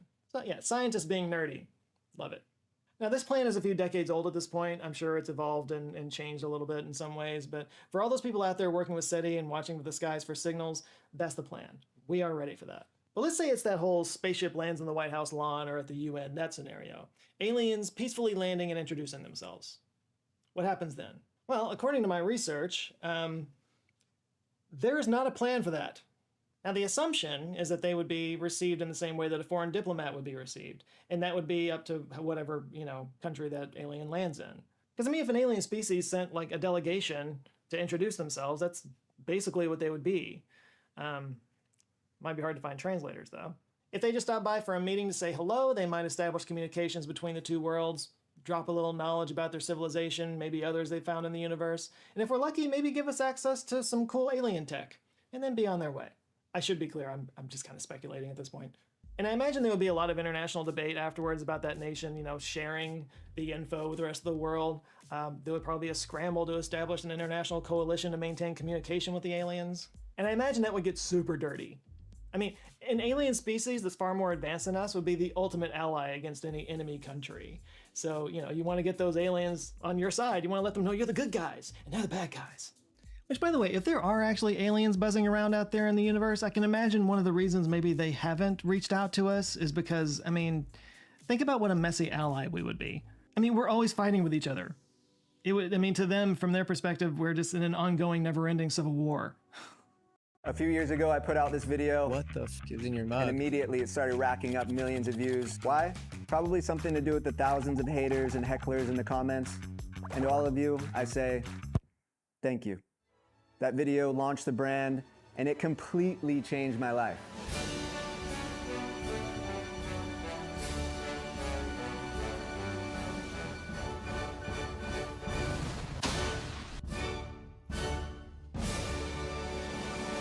But seriously, some awesome things have happened. In May of 2018, I launched Mudwater. Not the most stable partner. Now, caveat. All of that is only as faster than light travel as possible, because if not, there is no way they're just popping by for a visit. This journey that they would have taken hundreds or even thousands of years. These would be generation ships looking for a new home. This would be their Mayflower. These would be interstellar refugees seeking asylum, and there would be thousands of them. Things would get tricky. There would be a lot of debates around whether they would qualify for citizenship, whether they should have their own sovereign territory, and if so, where would that be? What country's going to give up their land for this? Although they would bring with them some advanced alien technology beyond our wildest dreams, so, yeah, countries might actually scramble to put them up, in exchange for some exclusive access to that technology. But yeah, not everyone would be cool about them coming in. There would be a lot of establishing a new pecking order with them being more advanced than us, a lot of distrust of their intentions. Society would be turned upside down a bit. But maybe, just maybe, we adjust to this new reality and we all live happily ever after. Or maybe they extend the hand of friendship and our military attacks them anyway. I don't think there's a lot of chance of that, though. Again, if all you know is that these guys are more advanced than us, it would be insane to attack them without knowing what they're capable of doing. But what if they attacked us first? What if instead of contacting us peacefully, they just come in guns blazing? We got a plan for that? Okay, I came into this video 100% convinced that we had thought about this in some way and made some kind of plan. And I can sum up the reason why I was so convinced of that in one word. Zombies. In 2011, the US Department of Defense Strategic Command built a document that they called ConPlan 8888, which was a kind of a wargaming scenario for junior officers in training. And the wargaming scenario was zombie apocalypse. Yeah, they were using a zombie outbreak as a way to kind of think strategically about contingency planning in case of attacks or invasions. It also kind of helped by avoiding the name of any actual country to minimize political risks of doing that. Yet military branches often use fictional scenarios to plan for real-world events and even potential future events. The Space Force actually operates this thing called the Shriver War Games, where they test future Space War scenarios. But these Space War scenarios are between countries, not with extraterrestrials. Well, it turns out, even though there's a plan for zombies, hypothetical though it may be, there are no plans for an alien attack. Hypothetical or otherwise. Now, to be clear, it is possible that this exists, but it's classified, for one reason or another. Conplan 8888 was classified for years. It was only released under a Freedom of Information Act request. Now, hardcore alien junkies would argue that it absolutely exists, but it's classified. Hardcore alien junkies would argue that they're already here and running everything, but I've definitely avoided bringing that up this whole video. But yeah, according to my research, no countries around the world has any stated plans in the event of an alien attack. So, I mean, maybe the closest equivalent scenario for which we do have plans would be an all-out nuclear war. Since 1961, the United States has had a plan for nuclear war that they call the Single Integrated Operational Plan, or SIOP. Today it's just called the Operational Plan. Now, we don't know what all is in it exactly because it has a lot to do with what targets we would hit in retaliation, but they estimate that it would result in the death of a fifth of the world's population. But part of the plan involves the continuity of operations, essentially ensuring that the US government would continue to function. And it's only been enacted twice, on September 11th and January 6th. Essentially, high-ranking government officials and their families would be kind of whisked away to a handful of underground bunkers in Virginia and Maryland. Most US states have similar plans, and obviously every other country in the world has their own plans. I'm just talking about the US here. Nuclear war, by the way, is a pretty good guide on this because nuclear weapons would be our biggest weapon against the aliens, so we could expect to see a whole lot of them getting launched. Yeah, ironically, our own defenses would probably wipe out as many people as the aliens. And it still might not be enough.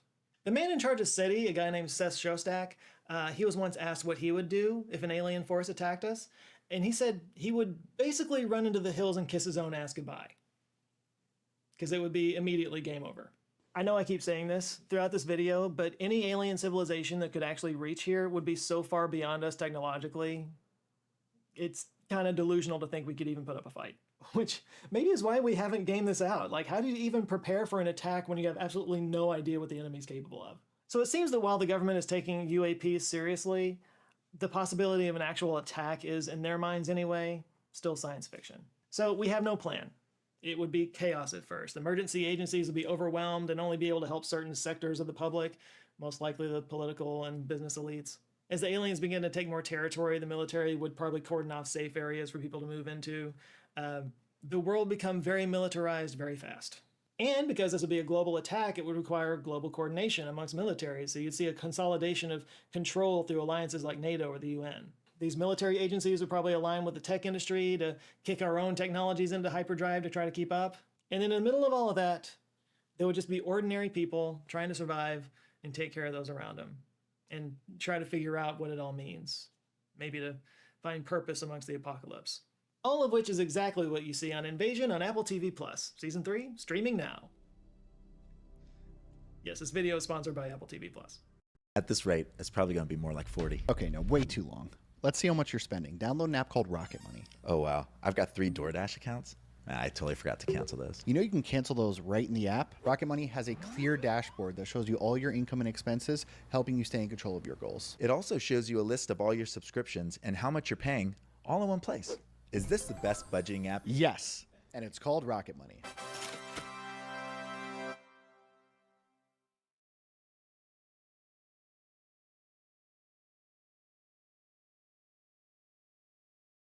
Old Spice Fiji Anti-Perspirant. Coconut and palm tree. Thanks, buddy. Seriously though, don't sleep on Invasion, because it hits different than other shows that I've seen in this genre. First of all, ferrometallic aliens coming down to terraform the Earth? I've never seen that before. But I also like that it's told from the perspective of just like regular people around the world who are just trying to figure out what's going on and like all the terror and the confusion and the chaos that comes with that. Like this is how you and I would experience an alien invasion.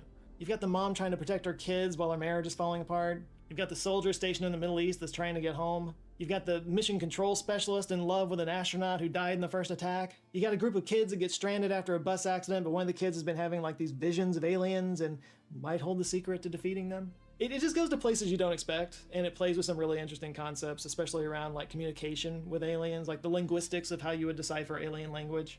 My biggest beef with the way most aliens are depicted in TV shows is that they're just too much like us. You know, like I was saying before, something that evolved in a different world would be unimaginably different than anything we know. These aliens are weird. Their technology is incomprehensible, which is what I think it would actually be like. Like, we would have no clue what we were even looking at. Anyway, season 1 is great. We follow these characters as they're trying to figure out what's going on. Eventually they figure out how to uncloak the ships because they were invisible to us throughout the show. And they knock them on their ass with a nuclear attack. But then in season 2, the aliens retaliate with even bigger, like, hunter-killer aliens, and they take over more of the planet, and the stakes are raised. We meet this energy vortex-like consciousness that absorbs people's consciousnesses into its hive mind. It gets pretty crazy. And now season 3 just started. I'm just a little bit into it, but yeah, now there's these new aliens. There's like an apex alien, bigger and badder. And by the way, you apparently don't have to be a cringy nerd like me to like it. My wife's gotten sucked into it, and she's not even generally a sci-fi fan. Anyway, it's good fun. Go check it out. Invasion on Apple TV+. Anyway, back to the real world. I think the takeaway from this video is what Seth Shostak said. If aliens do attack, just head for the hills, because you are on your own. There is no plan. Yeah, if you got any ideas, please share them in the comments, because we got to start somewhere. Although, again, please don't lose any sleep over this. The most likely scenario, by far, would be finding proof of aliens out in space somewhere, which would be pretty cool.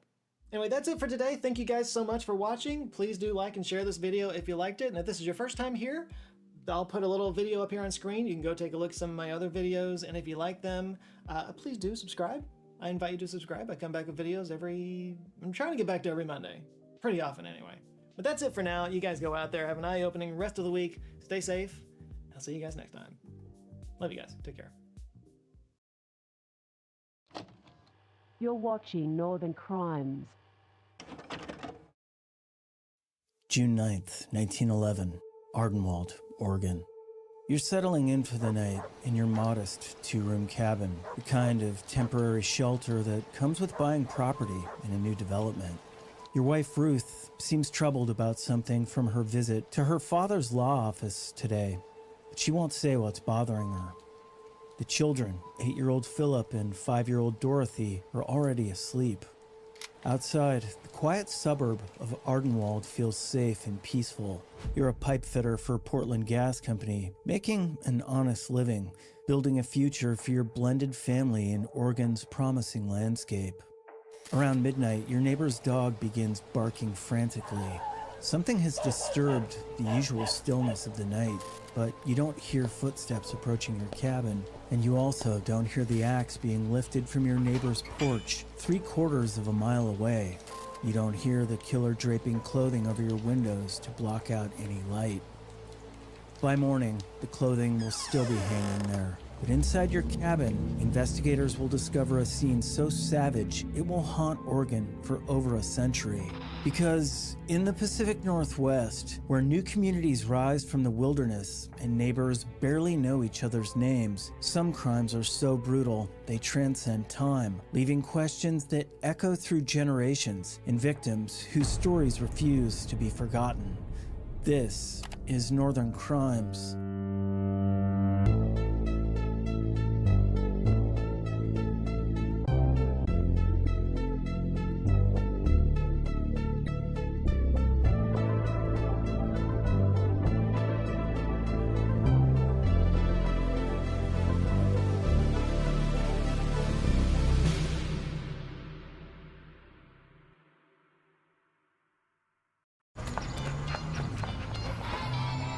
Prada, 2000 runway.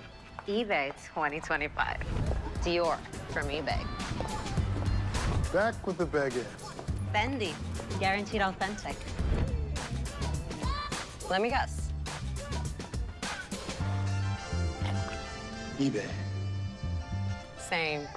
Millions of pre-loved finds backed by authenticity guarantee. eBay. Things people love.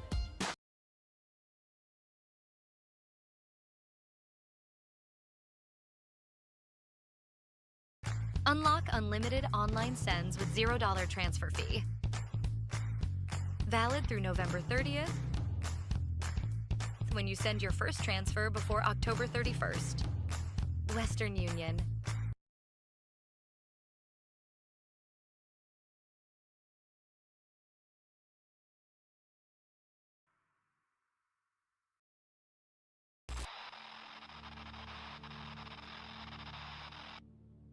On the night of June 9th, 1911, in the quiet suburb of Ardenwald, Oregon, a horrific crime would unfold that would shock the Pacific Northwest and remain unsolved for over a century.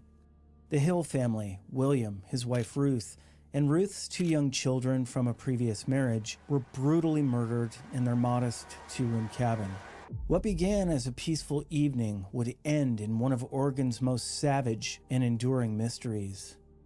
William Hill was a 32-year-old pipe fitter from the Portland Gas Company who'd relocated from Minnesota with his family. His wife Ruth, 33, was a former society girl whose father and brother were prominent Portland lawyers. She'd been previously married to a newspaper man who'd moved to Salt Lake City, leaving her to raise her 2 children, 8-year-old Philip and 5-year-old Dorothy. The family had purchased property in the new development of Ardenwald, seeking a fresh start in Oregon's promising landscape. On the day of the murders, Ruth had visited her father's law office and seemed visibly upset about something she never disclosed. That evening, the family retired to their temporary cabin, which consisted of only 2 rooms, a common living area with kitchen and a bedroom where the adults slept. According to a neighbor's account, his dog began barking around midnight, marking what investigators would later determine was the time of the attack. The killer had come prepared. Using an axe stolen from a neighbor's porch 3/4 of a mile away, the assailant systematically murdered the entire family.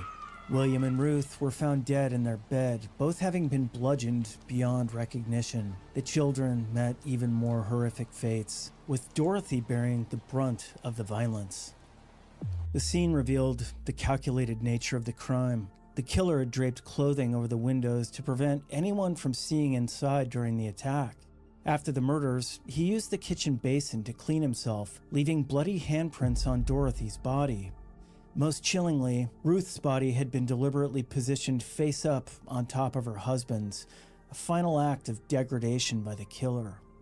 The family was discovered the morning of June 9th by a neighbor who realized William hadn't left for work as usual.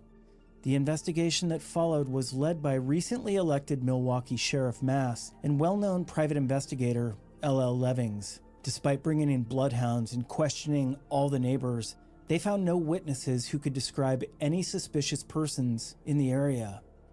Several suspects emerged during the investigation. Richard Holmberg was initially implicated by 2 young transients who claimed he'd held them as sex slaves, but their story was later debunked when police overheard them trying to coordinate their lies in jail. Frederick Alexander, known as a quote jungle man who lured children to his camp, became a favorite suspect of self-proclaimed criminologist George Thatcher. William Riggin confessed to the murders in 1918, but was found to be mentally incompetent.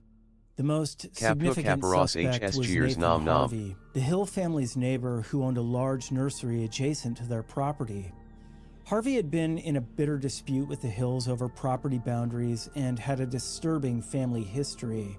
His brother had killed their mother before drowning himself in the Willamette River. There had also been another murder on Harvey's property when Charles Wilson killed Mamie Welch in the nursery area. Harvey was charged with the murders in December 1911, but the charges were ultimately dropped just 1 week later. Further investigation into Harvey's possible involvement was ceased in February 1912 following an inquest. Despite what investigators believed was strong evidence against him, Harvey never faced trial for the crimes. More than a century later, the Ardenwald axe murders remain unsolved. The case has been linked to other similar crimes, including the famous Villisca axe murders, with some theorizing about a traveling killer. Today, the brutal murders of the Hill family stand as a reminder of how some crimes transcend time, leaving questions that may never be answered and victims whose stories demand to be remembered. What if I told you this dish was actually healthy? Let's be real, Factor's menu is way healthier than the competition. Their chefs actually know what they're doing. Every meal's balanced and built to support my goals. I needed high-protein meals that aren't bland or boring. That's exactly what Factor delivers. The veggies? Unreal. Proteins? Top tier. I actually look forward to every meal. Factor helps me hit my goals every day. Right now, you also get free high-protein breakfast for a year when you sign up. You're welcome.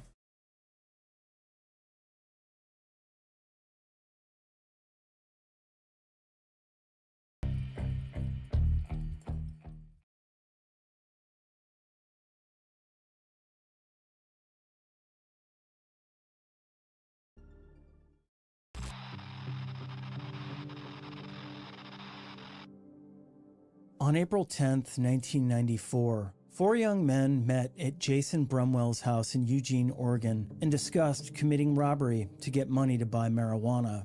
What began as a casual conversation about petty crime would escalate into one of the most brutal and senseless murders in Oregon history. A night of violence so shocking, it would forever change how the community viewed the capacity for evil among its youth.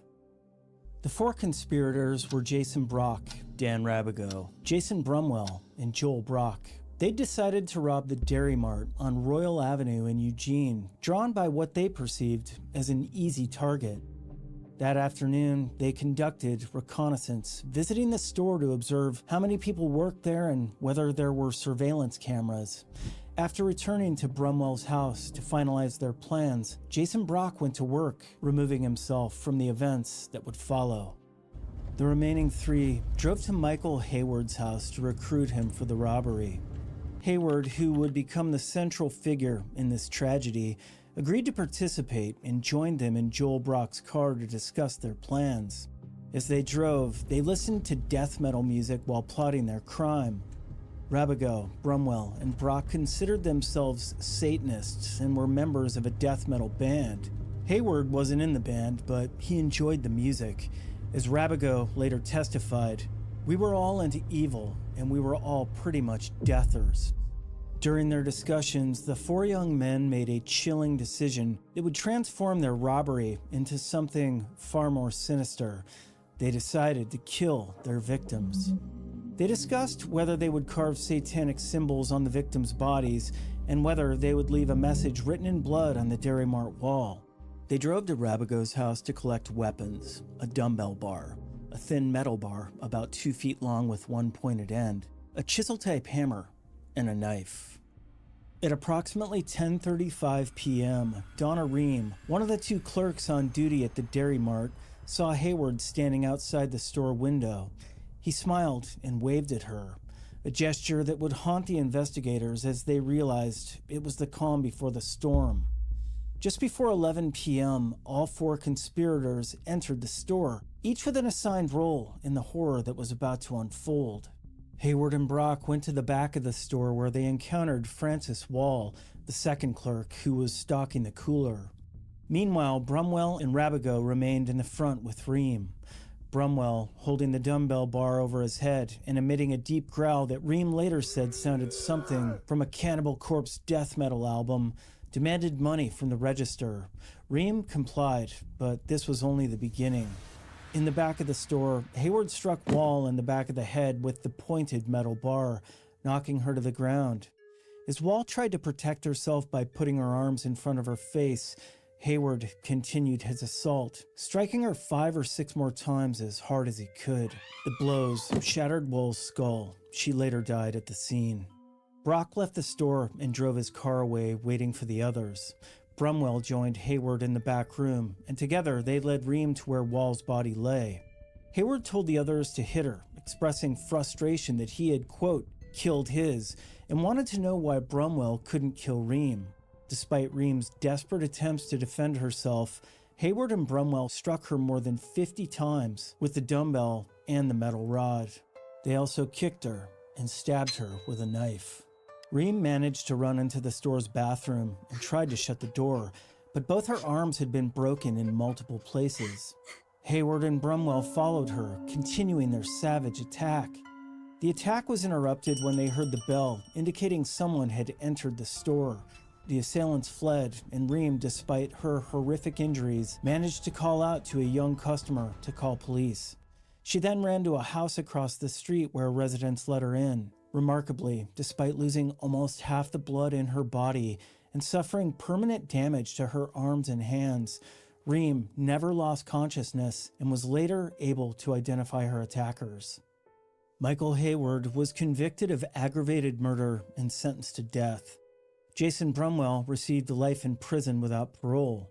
Daniel Rabigo and Joel Brock received lesser sentences in exchange for their testimony. The Dairy Mart murders remain a stark reminder of how quickly youthful rebellion can transform into unthinkable evil.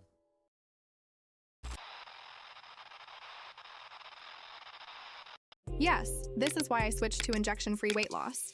I was eating healthy, working out every day, and nothing would budge. I've lost, I think, 22 or 23 pounds at this point. I noticed that my weight was really starting to creep up, and I just wasn't happy with the way that I looked. I have lost around 20 pounds. Diet, exercise, I felt like I had tried everything. Finally, I stumbled across hers and thought, what do I have to lose? I have lost so far just over 35 pounds. Weight Loss by Hers offers access to oral medication kits. Simple, all-in pricing. Ongoing care included at no extra cost. Free shipping right to your door if prescribed. Through Hers, your weight loss plan is personalized to your goals. Plus, you get access to unlimited messaging with a licensed medical provider. No insurance required, no in-person visits, 100% online. Take the free assessment to get started today.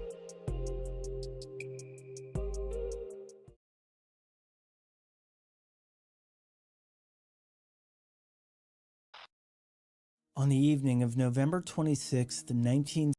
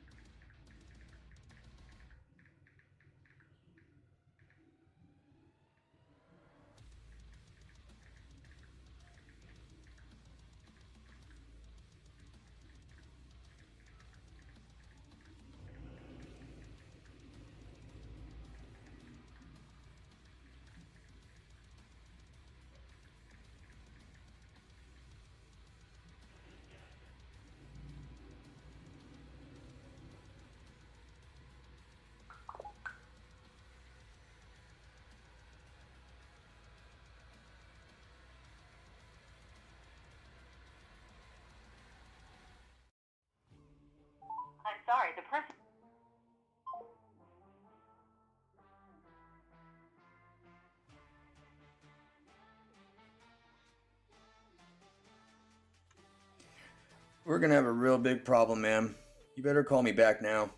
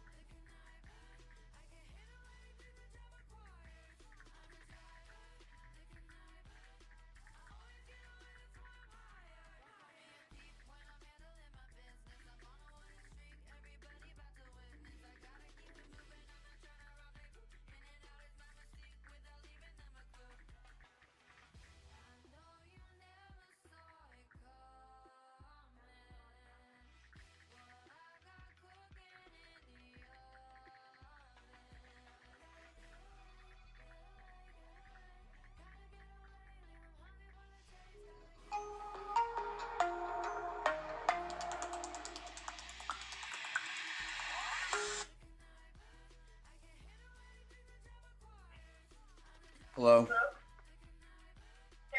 I just found my charger and I just plugged it in. It's gonna take a minute though because it's been dead for a while.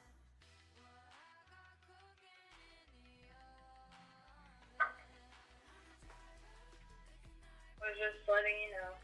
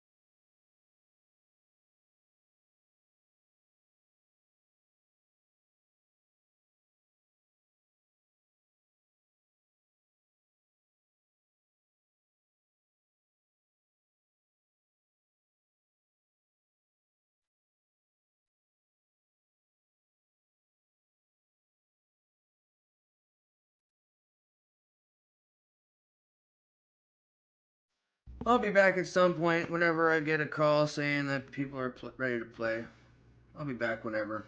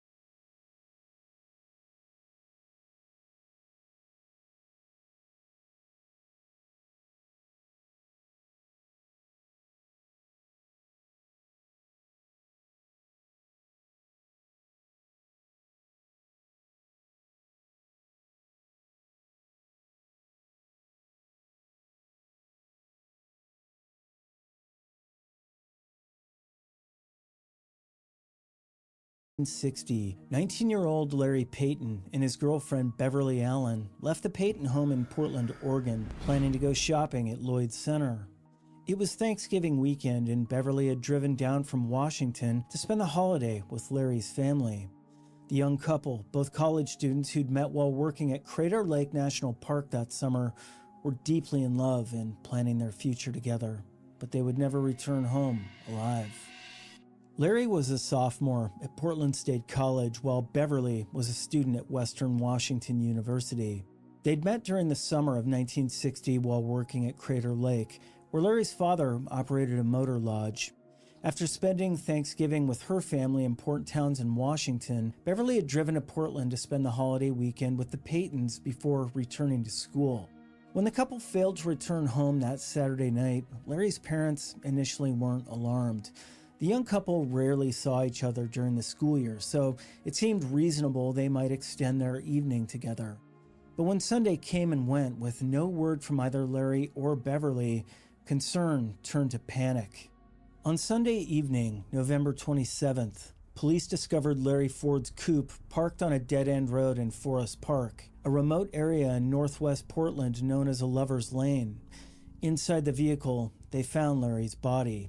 He'd been stabbed dozens of times and suffered a severe skull fracture from brutal beatings. His watch stopped at 11:22 p.m., marking what investigators believed was the time of the attack. The crime scene told a horrific story. Larry had clearly fought for his life. Mud on his clothing suggested he'd been outside the car during part of the attack. A knife was found on the hood of the vehicle, though it wasn't the murder weapon. Larry's own penknife was discovered on the ground nearby, indicating he'd tried to defend himself. A single bullet hole pierced the windshield, fired from inside the car, though no gun was found at the scene. Beverly was missing from the scene, but her belongings told a chilling tale. Her bloody coat, purse, necklace, and the front portion of her blood-stained blouse were found inside Larry's car. Her glasses, with one lens crushed, lay beside the vehicle. Most ominously, a portion of her broken fingernail was discovered in the car, evidence that would later prove crucial to the investigation. For 6 agonizing weeks, Beverly's family held on to hope that she might still be alive. But that hope was shattered on January 9, 1961, when highway workers discovered her body in a ravine along Sunset Highway, approximately 30 miles west of Portland.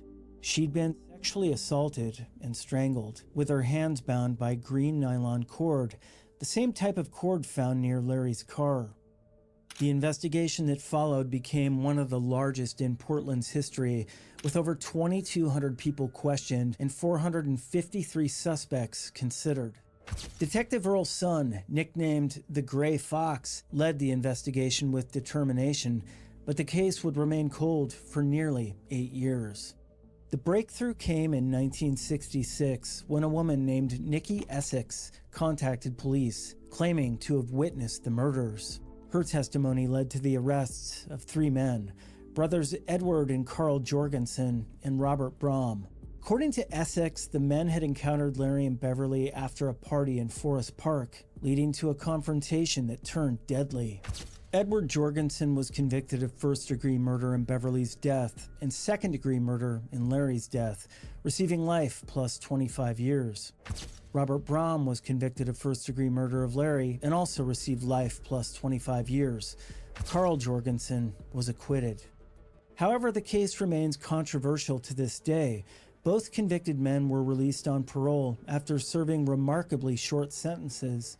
Edward after just 3 years and Brahm after 7. Many questioned whether such lenient sentences would have been given if authorities truly believed in their guilt.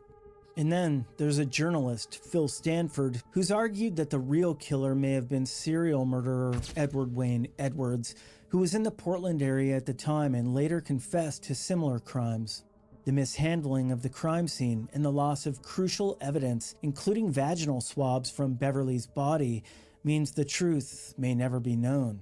The murders of Larry Payton and Beverly Allen remain one of Portland's most haunting, unsolved mysteries, a case where justice may have been denied and the real killer allowed to escape.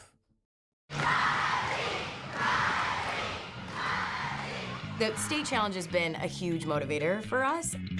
We're at like 54,000 math questions. I mean, that is just unbelievable extra practice for these kids. Watching them love math as much as I do is...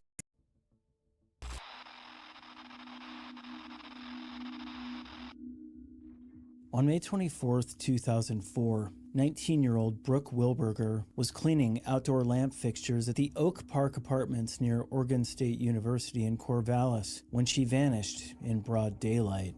What began as a routine maintenance task would become one of Oregon's most publicized missing persons cases, launching a massive search effort that would captivate the nation and ultimately expose the dark truth about a predator who'd been stalking young women across the Pacific Northwest. Brooke was the embodiment of wholesome American youth. A sophomore at Brigham Young University in Utah, she just finished her freshman year and was spending the summer in Corvallis, helping her sister Stephanie Hansen manage the Oak Park Apartments. Born on February 20th, 1985, Brooke was a devout member of the Church of Jesus Christ of Latter-day Saints, known for her bright smile, love of soccer, and dedication to her family and faith. On that fateful Monday morning, Brooke was cleaning the bulb covers of tall lamps that lined the apartment complex's parking lot. Her sister had left to drop off her child at preschool, leaving Brooke alone to complete the maintenance work. When Stephanie returned, she found a scene that would haunt her forever. Brooke's cleaning supplies sat abandoned at the base of a lamppost, and a pair of flip-flops lay askew on the asphalt, as if they'd been kicked off in a struggle. The disappearance triggered one of the largest search efforts in Oregon's history up to that point. Within hours, hundreds of volunteers joined law enforcement officers in scouring the area around Corvallis. The search expanded to cover over 1,000 acres, involving helicopters, search dogs, and even dive teams. The Mormon community rallied around the Wilberger family, with the local LDS Stake Center becoming the command post for volunteer searchers who came from across the Pacific Northwest. As days turned into weeks, the case attracted national attention. America's Most Wanted featured Brooke's story, and a reward fund grew to $30,000. Her parents, Greg and Cammie Wilberger, made emotional pleas for information, never losing hope that their daughter would be found alive. The family's faith sustained them through the darkest hours, with Greg expressing his belief that Brooke was still out there somewhere. The investigation initially focused on several persons of interest, including Sung Koo Kim, a man charged with stealing women's underwear from college dorms. However, Kim was eventually cleared when he provided an alibi. The case seemed destined to remain unsolved until a breakthrough came from an unexpected source. In November 2004, Joel Patrick Courtney was arrested in Albuquerque, New Mexico for the kidnapping and rape of a University of New Mexico student. When New Mexico authorities ran Courtney's criminal history through Oregon's databases, they discovered he'd failed to appear in a Newport court on the day Brooke disappeared. Phone records showed Courtney had called the court from Corvallis that morning, claiming he was driving toward Newport but was running late. The connection was too significant to ignore. Courtney, a 39-year-old drifter with a history of violence against women, had been in Corvallis at the exact time and location of Brooke's disappearance. Further investigation revealed that Courtney's family had been cooperative with authorities, and evidence began mounting against him. In August 2005, Courtney was indicted on 19 counts related to Brooke's murder, including 14 counts of aggravated murder, one for each legal theory of how she was killed. The case was built on circumstantial evidence, including the discovery of a green minivan that had been seen driving erratically near Salem on the day of the disappearance. Despite the lack of Brooke's body, prosecutors felt confident they could prove Courtney's guilt. The case represented a milestone in Oregon legal history. Authorities were prepared to seek the death penalty in a murder case without recovering the victim's remains. In September 2009, facing the possibility of execution, Courtney finally broke his silence. In exchange for a life sentence without parole, he agreed to reveal the location of Brooke's remains. On September 21st, 2009, more than 5 years after her disappearance, Brooke's body was recovered from a remote area in the Oregon Coast Range. Courtney's confession revealed the horrific truth. He'd abducted Brooke at knife point, bound her with duct tape, sexually assaulted her, and then bludgeoned her to death before hiding her body in the woods. The confession also revealed that Courtney had attempted to abduct 2 other younger women near Oregon State University on the same day, but both had managed to escape. The resolution of Brooke's case brought both closure and heartbreak to her family and the thousands of people who'd searched for her. Her mother, Cammie, expressed gratitude, even to Courtney, for finally telling the truth, demonstrating the remarkable grace that had sustained the family throughout their ordeal. Today, Brooke Wilberger's legacy lives on through the awareness her case brought, to the dangers faced by young women and the importance of community action in times of crisis. Her story remains a testament to the power of hope, faith, and the unbreakable bonds of family love. 4 reasons why Green Chef makes eating clean easy for me. 1. My meals support my evolving goals and preferences. 2. Green Chef takes the guesswork out of eating clean. 3. Saves me time and energy. 4. I'm feeling energized and look my best. Sign up now for 50% off your first box.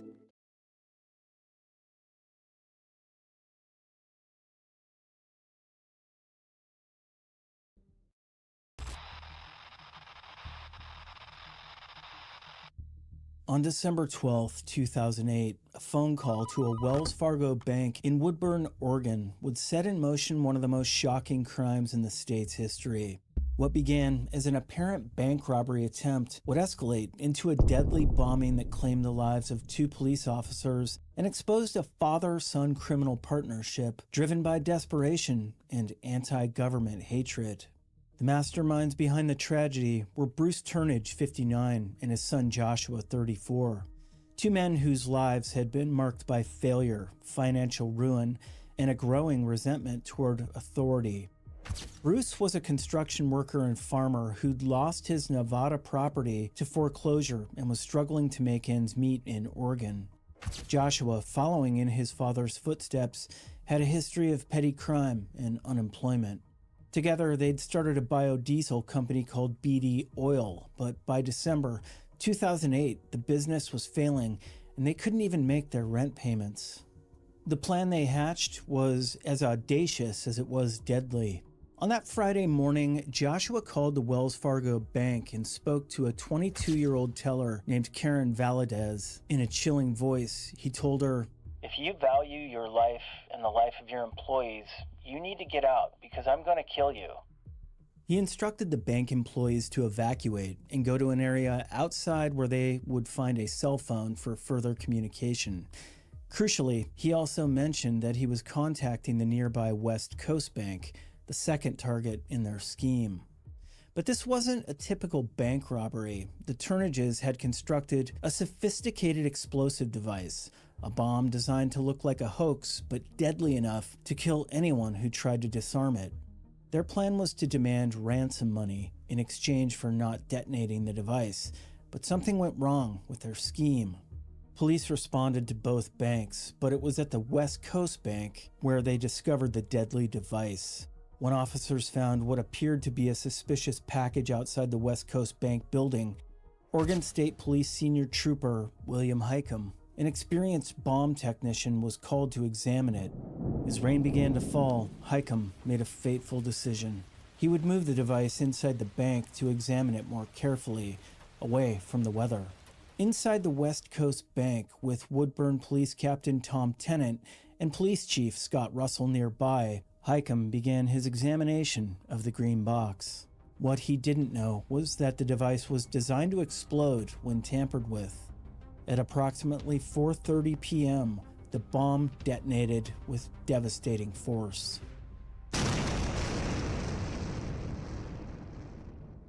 The explosion instantly killed both Highcomb and Tennant. Chief Russell suffered catastrophic injuries. One leg was completely blown off, and he was bleeding profusely from the other.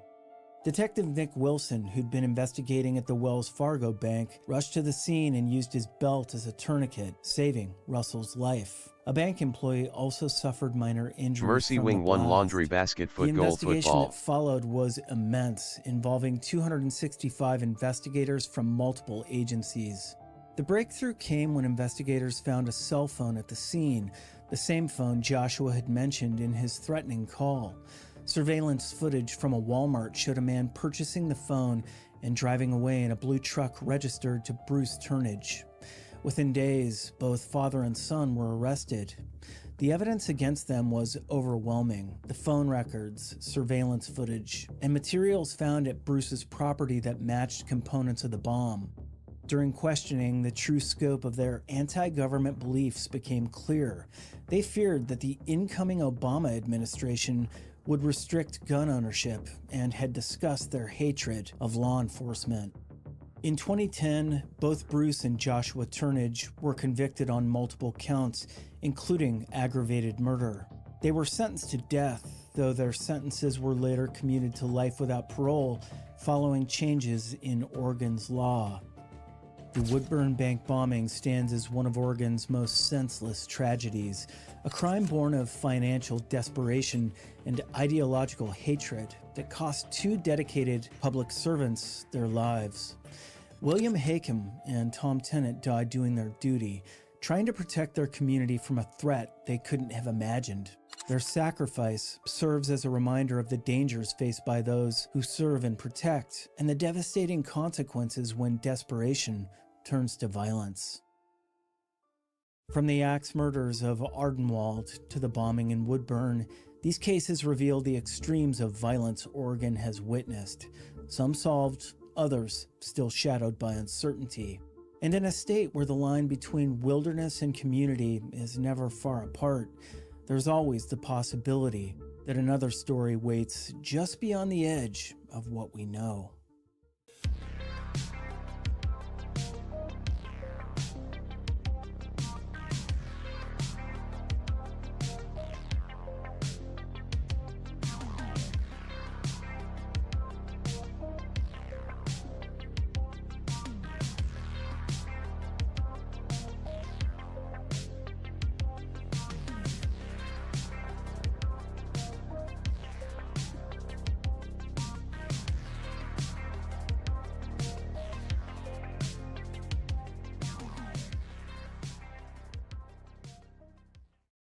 To start working smarter, not harder, this video is for you. As a pharmacy student, I had one exam at least every 2 weeks, not including labs or assignments. If you struggle with time management like I do, Grammarly can save you a lot of time. This is how I use Grammarly as a pharmacy student. First, go to app.grammarly.com and click New Doc. From here, Grammarly can help you brainstorm initial topics for assignments. This is so helpful as it saves me so much time whenever I have writer's block. It also has a paraphrasing feature that can help your writing sound more academic or professional, and much more to make your writing tailored to your audience. You don't have to accept all the suggestions. You're still in control of your writing, but allows me to learn along the way. And lastly, for my essay girlies, Grammarly has a citation finder where Grammarly generates ready-to-use citations, which is such a lifesaver. Grammarly helps you with your writing from beginning to end to get good grades. It's a must-have for all students. You can get Grammarly today.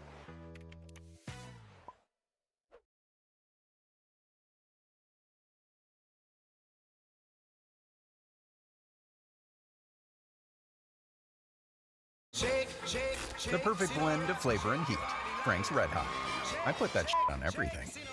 So as much as I love the absolute universe and what's going on right now, we cannot forget about Marvel. And the Age of Revelation storyline has just kicked off, which could be one of these stories where the best part of it is how it starts, and then nothing interesting actually happens in the storyline, or it could be amazing. X-Men crossovers are oftentimes finicky in Marvel Comics. So what this does is this opens up and it says, this morning, I saw a United States Air Force Quinjet run afoul of a flight of Seraphim. What had just been 30,000 kilos of cutting-edge avionics was now the equivalent volume in marble, transmuted by Chrome's power. Now this is interesting, right? There's a couple things to take away from here, for those of you guys who don't know. Number one, the Seraphim and the Chearaphim are an actual group in Marvel Comics, and in fact, they are mutants that were believed to be angels and demons at one point in humanity's early history. For example, Angel and Nightcrawler are believed to descend from these groups. In fact, with Nightcrawler's father, Azazel, being a member of these groups. So it's one of these interesting bits of history with Marvel. It's incredibly obscure and probably couldn't hurt to cover it at some point. But Chrome in particular is interesting here. Chrome was introduced in X-Men Volume 2, issue number 1. He died 2 issues later in issue number 3.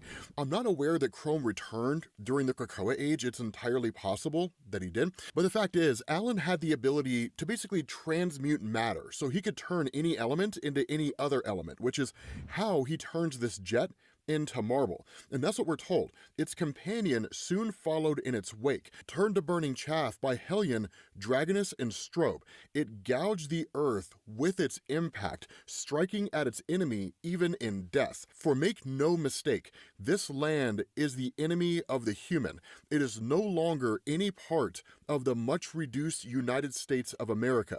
It is changed now, made inimical to human life, while at the same time nurturing mutant kind.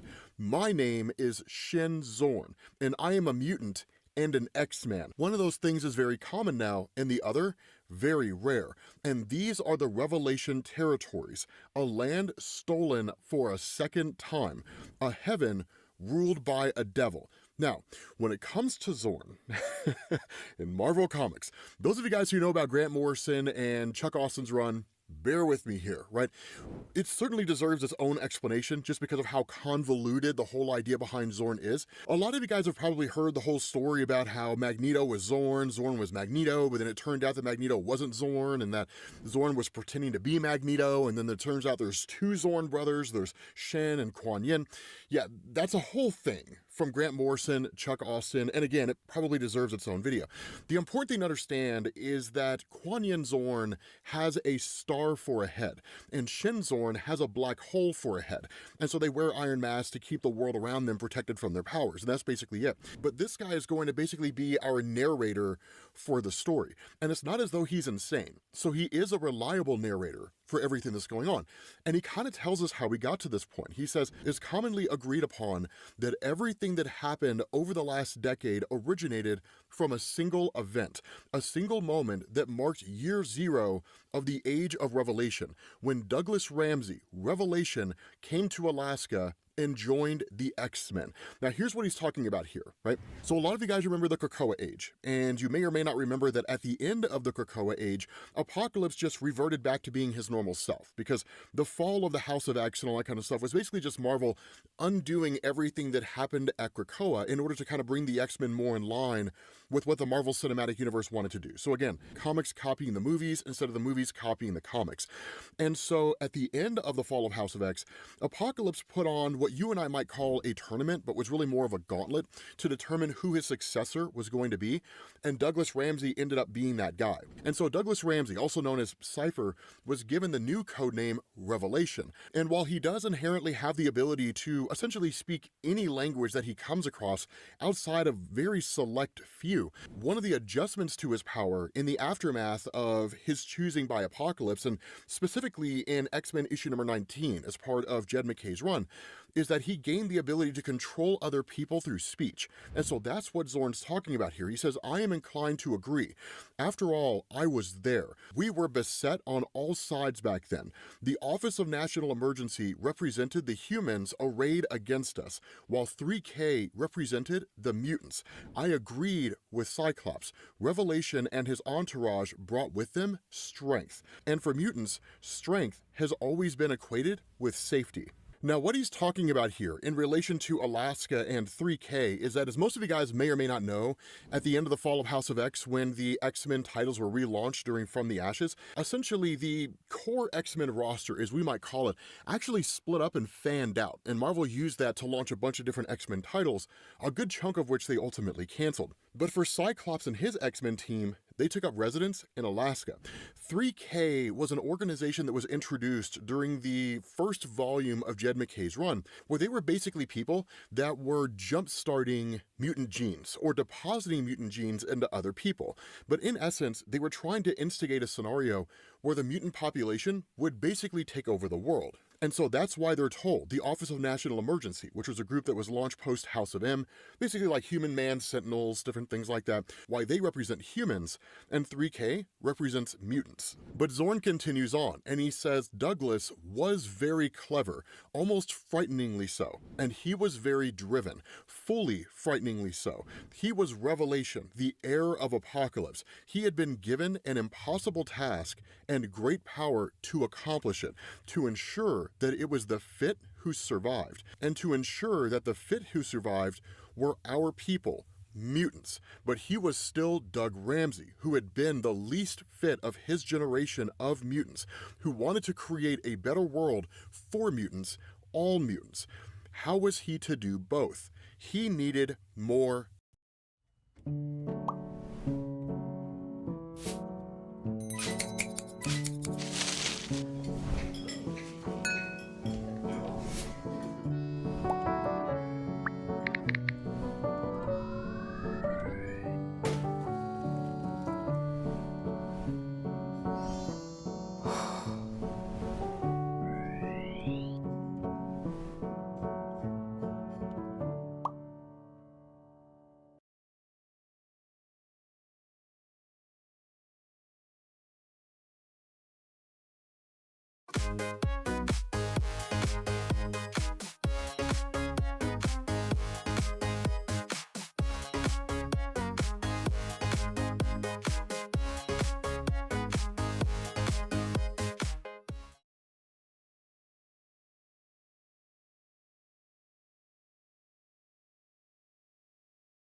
Power. Now here is what is considered an arguable statement when it comes to Doug Ramsey, that because his only real power is the ability to speak multiple languages, there is a credible argument to make in saying that he's not really the most capable of the mutants who were out there. Specifically when you talk about things like Ten of Swords, where it sort of demonstrated the fact that he was no real measure of a fighter at all, that he was more of a politician, if you wanted to call it that, right? A man whose power came through speech, not force.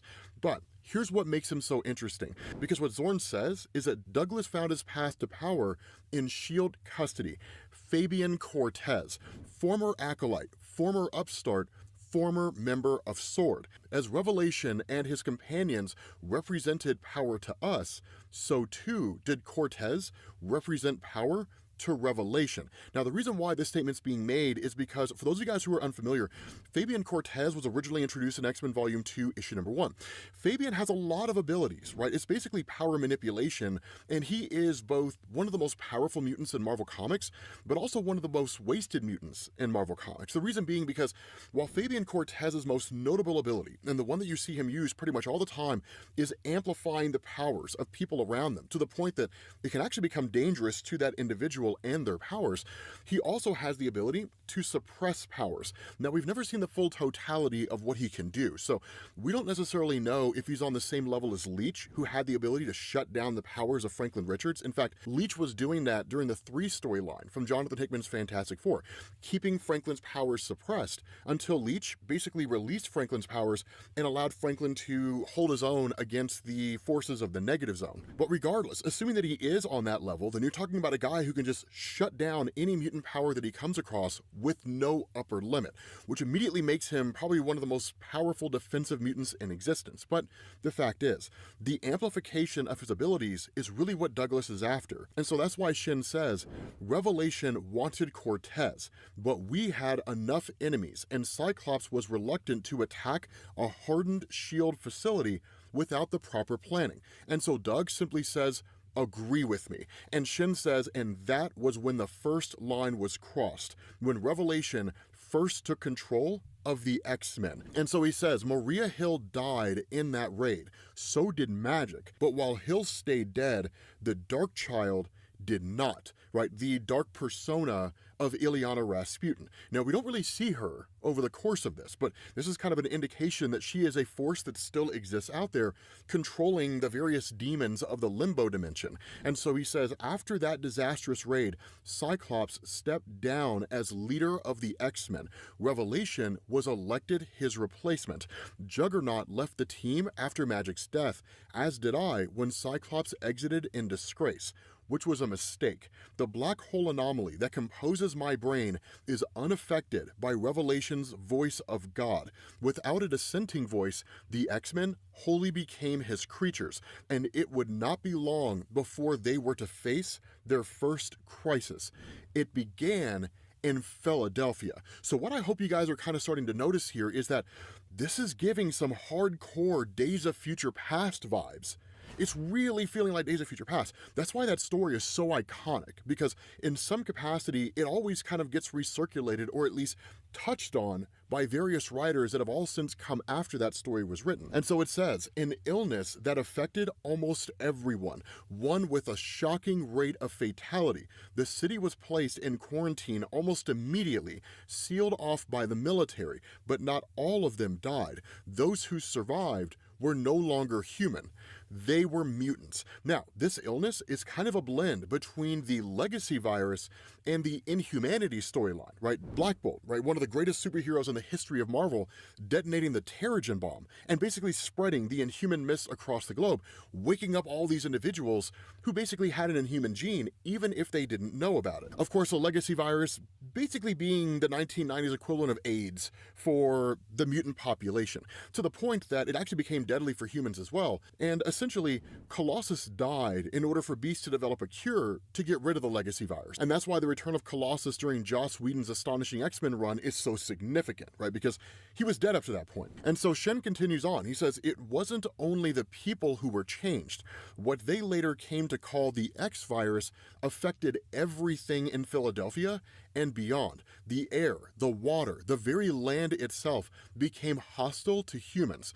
The X virus was an aggressive environmental terraforming agent. Soon, the only people who could survive in Philadelphia were the mutant survivors of the X virus. A nationwide state of emergency was declared, and leading the relief efforts were the X-Men. Responsibility for the X virus was quickly placed on the shoulders of the gene terrorist organization 3K that had previously claimed responsibility for creating new mutants from abducted humans. It appeared they had simply expanded their... Survivor is always evolving. Welcome to Survivor 49. One of my favorite pastimes is kissing butt. Survivor, like a horror movie. In Act 1, you're running from the monster. You're back in this! But Act 2, woo, you are the monster.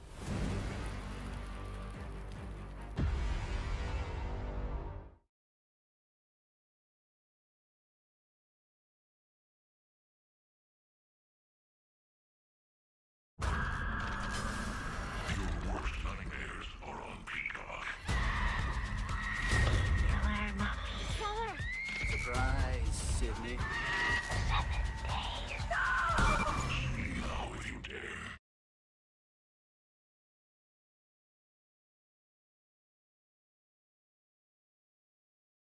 Methods. Revelation quickly became a kind of messiah to this new population of mutants. He began to further alter this changed environment to care for them. With Cortez magnifying his power, Revelation could not only speak to conscious minds, but to the very components of living things, coaxing and cajoling them to change according to his design. He forced the land to provide food for all who required it, to provide clean water, shelter. He remembered a land that did all these things and recreated it as best he could, and they loved him for it. And what's interesting here is, of course, this is giving off clear throwbacks to Krakoa, but Jed MacKay isn't really pitching this as like, well, it's a different kind of Krakoa, and it's not really Krakoa. No, he leans into it, right? He's like, I mean, yeah, this is kind of the return of Krakoa in a sort of twisted and screwed up way.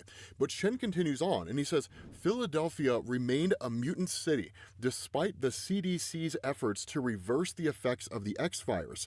It was not long before the United States was disabused of any notion of Philadelphia being returned to them, let alone any of the surrounding lands. And that's where Douglas speaks directly to the world.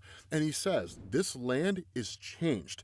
Like the people who live here, who continue to live here, it is not what it was before and never will be again. It is a mutant land. This mutant land knows its own. This mutant land protects its own. And as one of our own, this mutant land will be protected. And so Shin says that was the moment the Revelation territories effectively seceded from the United States of America.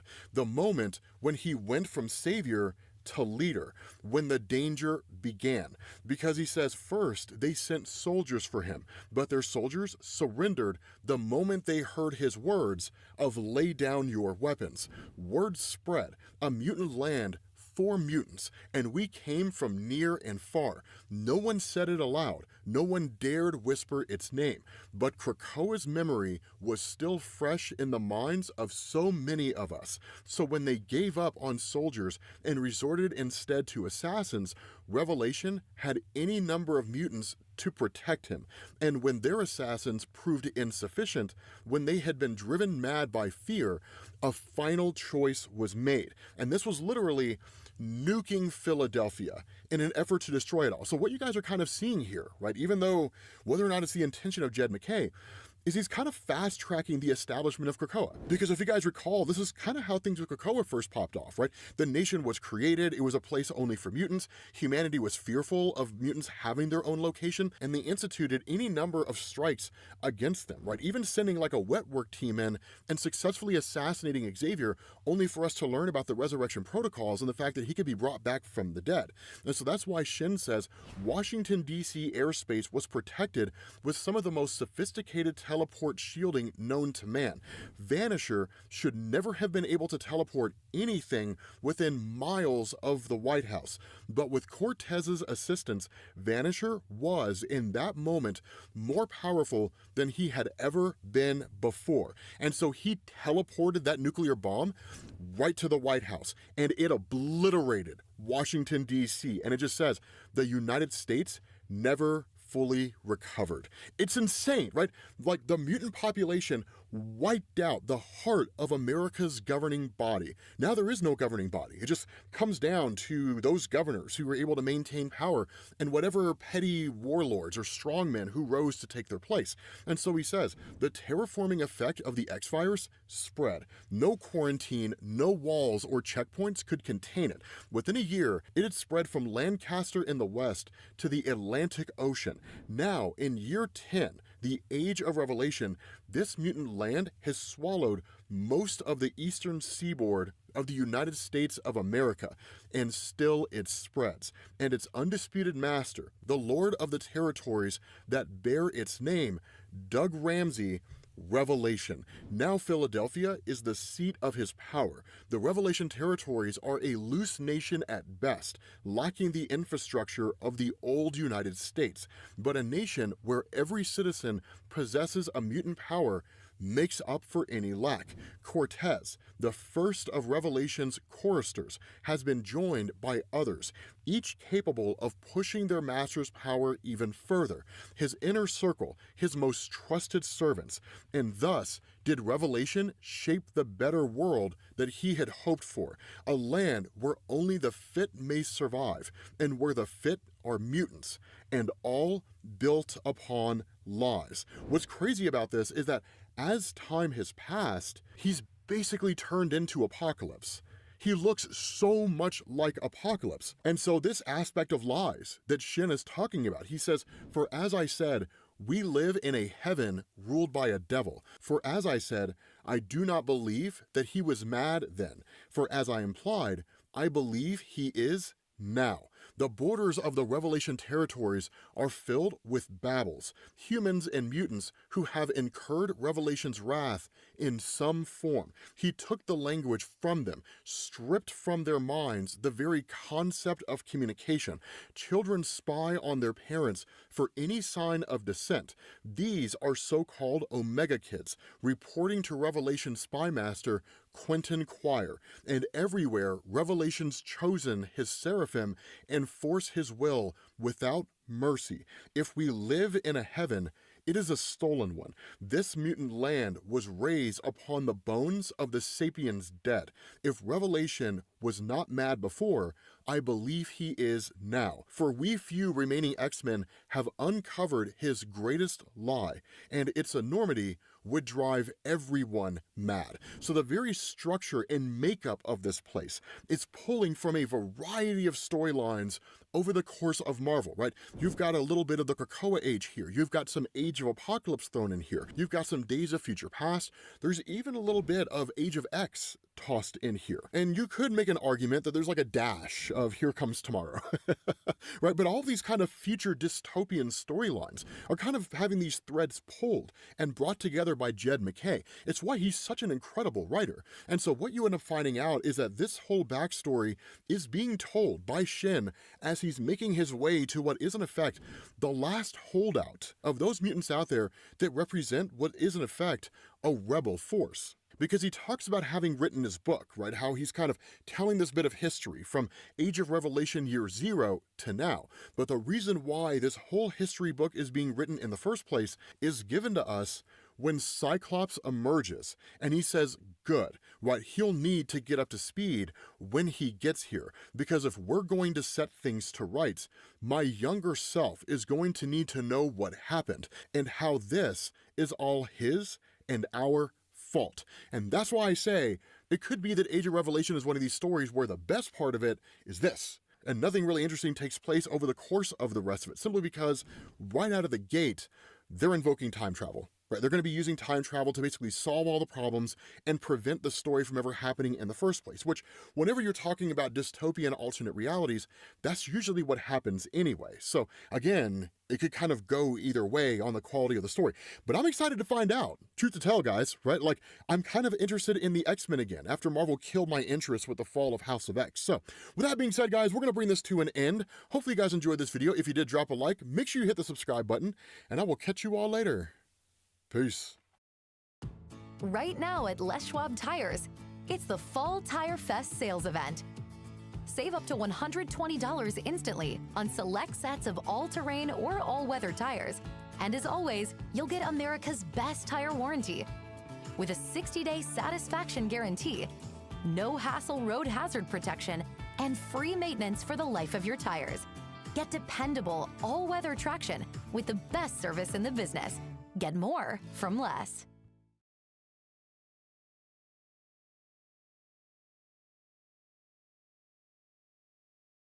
New Metagenics Ultraflora Complete Women's Probiotic, a 5-in-1 multi-benefit formula for digestive, immune, vaginal, and urogenital health, bloating, stress, and emotional well-being. 24-hour gut support for women's health. Metagenics, the science that creates balance.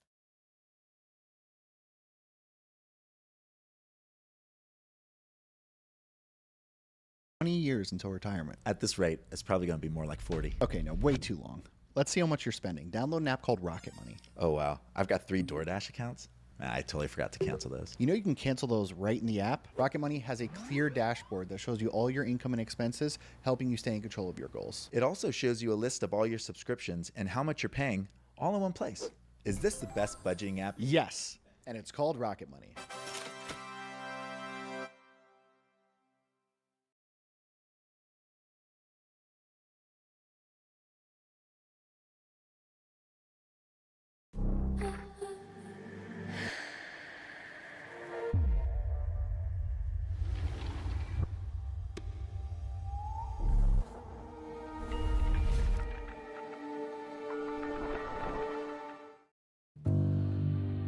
Before the